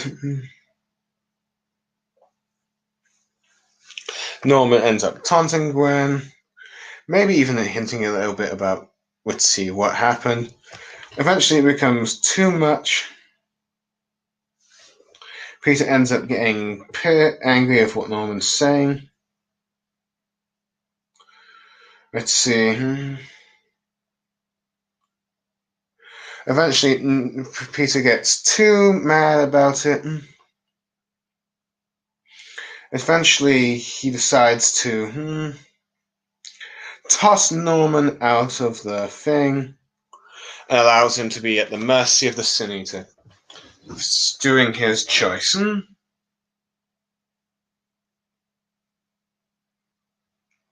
However, it's clear that what Kindred did, that Peter did the wrong choice. As now Kindred is starting to rise and is standing bunch of grave, finally ready to make his move. Oh boy. I'm not going to go into the side stories that have been going on. Anyway, I'm going to issue 50. Still waiting for Lucky Chi to come back.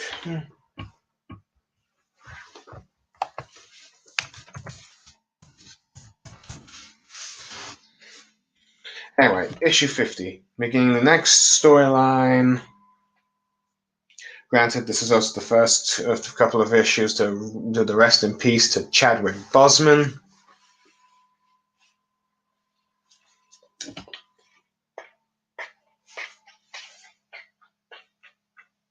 Anyway, the next storyline. Let's see, we're doing issue 50 of this run.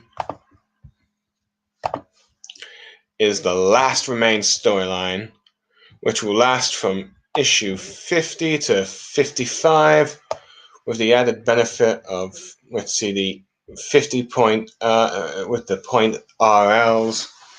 So we've got another. So just like Hunted, we've got a few more spin-off issues that are going to focus on certain characters.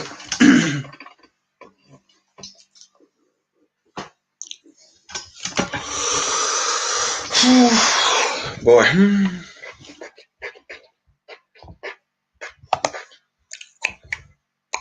Hold on a second, people. I'm going to try and see if Lucky Chi has gotten his internet working again. Let me just mute myself.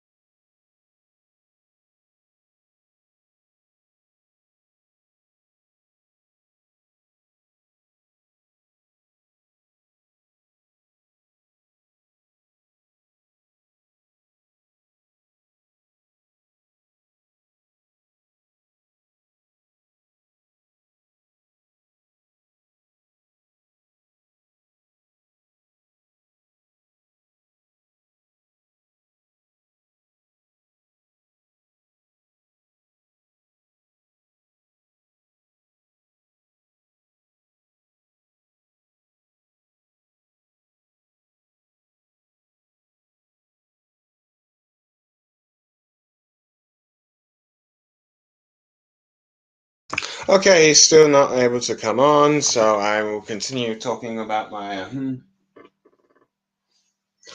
current issue 50. This is where I was originally planning to end here, but I have to wait and see where Lucky Chi is.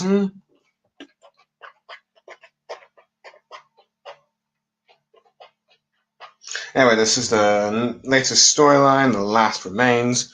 In this issue, we finally learn the identity of Kindred.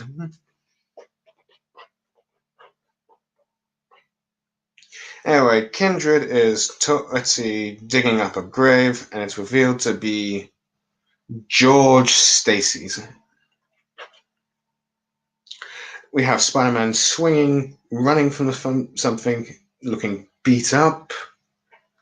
While then we're going back to a bit to him talking about his fault. We're going back to Norman Osborn, where he's encountering the Sin Eater, who seems to have gone back to his normal form after being transformed into Juggernaut.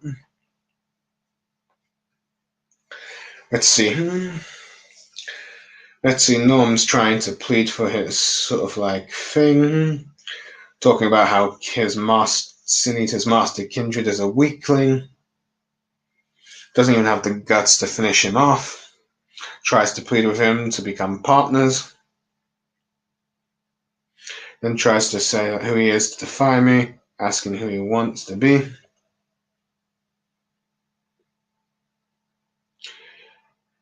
Tries to plead with him, but Sin Eater shoots him, saying the work is done. We go back to more Spider-Man running away, injured. And he's going to Doctor Strange. Anyway, he's wondering why. Sin Eater is then asking why his master is not answering him. He's done his work. Why he is not answering him, but Kindred says that he is done with him, betrays him, and as it happens, all the sins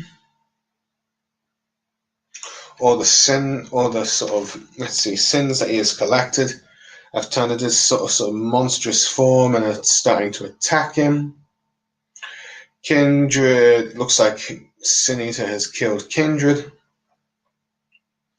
Anyway, Let's go into a bit of a flashback where Kindred and Sin Eater talks about how he killed his partner because he was dealing with drug pushers. Anyway, he seems to be being consumed by all the sins that he has collected, seemingly killing him, but we'll talk more about that later. Anyway, we go a bit more to a flashback of where the spiders are planning to do their fate, planning on their escape. But anyway, the sins are following them, and they come to possess each of Spider-Man's friends, turning them into some sort of monsters.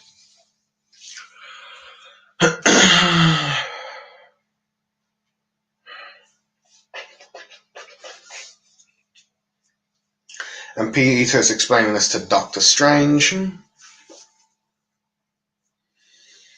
Let's see. And he tells him what happened, how he screwed up. Strange is not happy. That he ends up with that he's made a deal with a demonic entity, and did he really think that it wouldn't come back to haunt you? And I think if anyone is reading this can tell, this is clearly a jab at one more day. Let's see, he ends up telling them how they've been possessed, Doctor Strange, how they've been possessed by monsters, one of them following and attacking the grave. Anyway, Kindred is presenting a party stuff, arriving the guests, having everyone sit down, the party, and the corpses of George Stacy and Gwen are revealed. We go back to Norman Osborn after he's been shot. Let's see.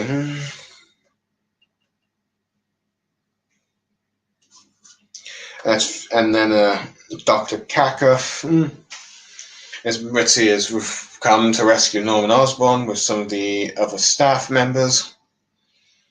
Granted, Norman Osborn is feeling the guilt after being shot by Sin Eater, but she's not quite happy about him. And he reveals to her the identity of Sin Eater. Let's see, the Sin Eater's followers have been... Sin Eater's disappeared, while his followers are being left behind and arrested. Let's see, he reveals that Kindred... Let's see... Despite being in great danger, she's asking why he cares. And it revealed that Kindred's true identity is, in fact, Harry Osborn. Blimey, what a thing. It's been predicted for a while, but it's been confirmed that yes, it's Harry Osborn.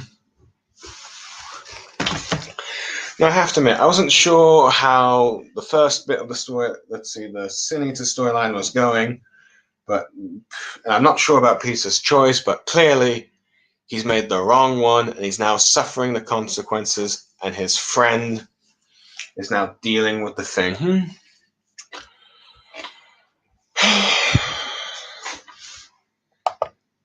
Anyway, it's getting a bit late. This stream has gone on for nearly 3 hours and a half, partly due to the fact that Lucky Chi... It doesn't look like Lucky Chi's coming back anytime soon, so I'm going to end the stream here today. Let's see. Well, no, maybe not just wait on this yet. Anyway, I suppose I should give more of my overall thoughts. So far, this run has been pretty good.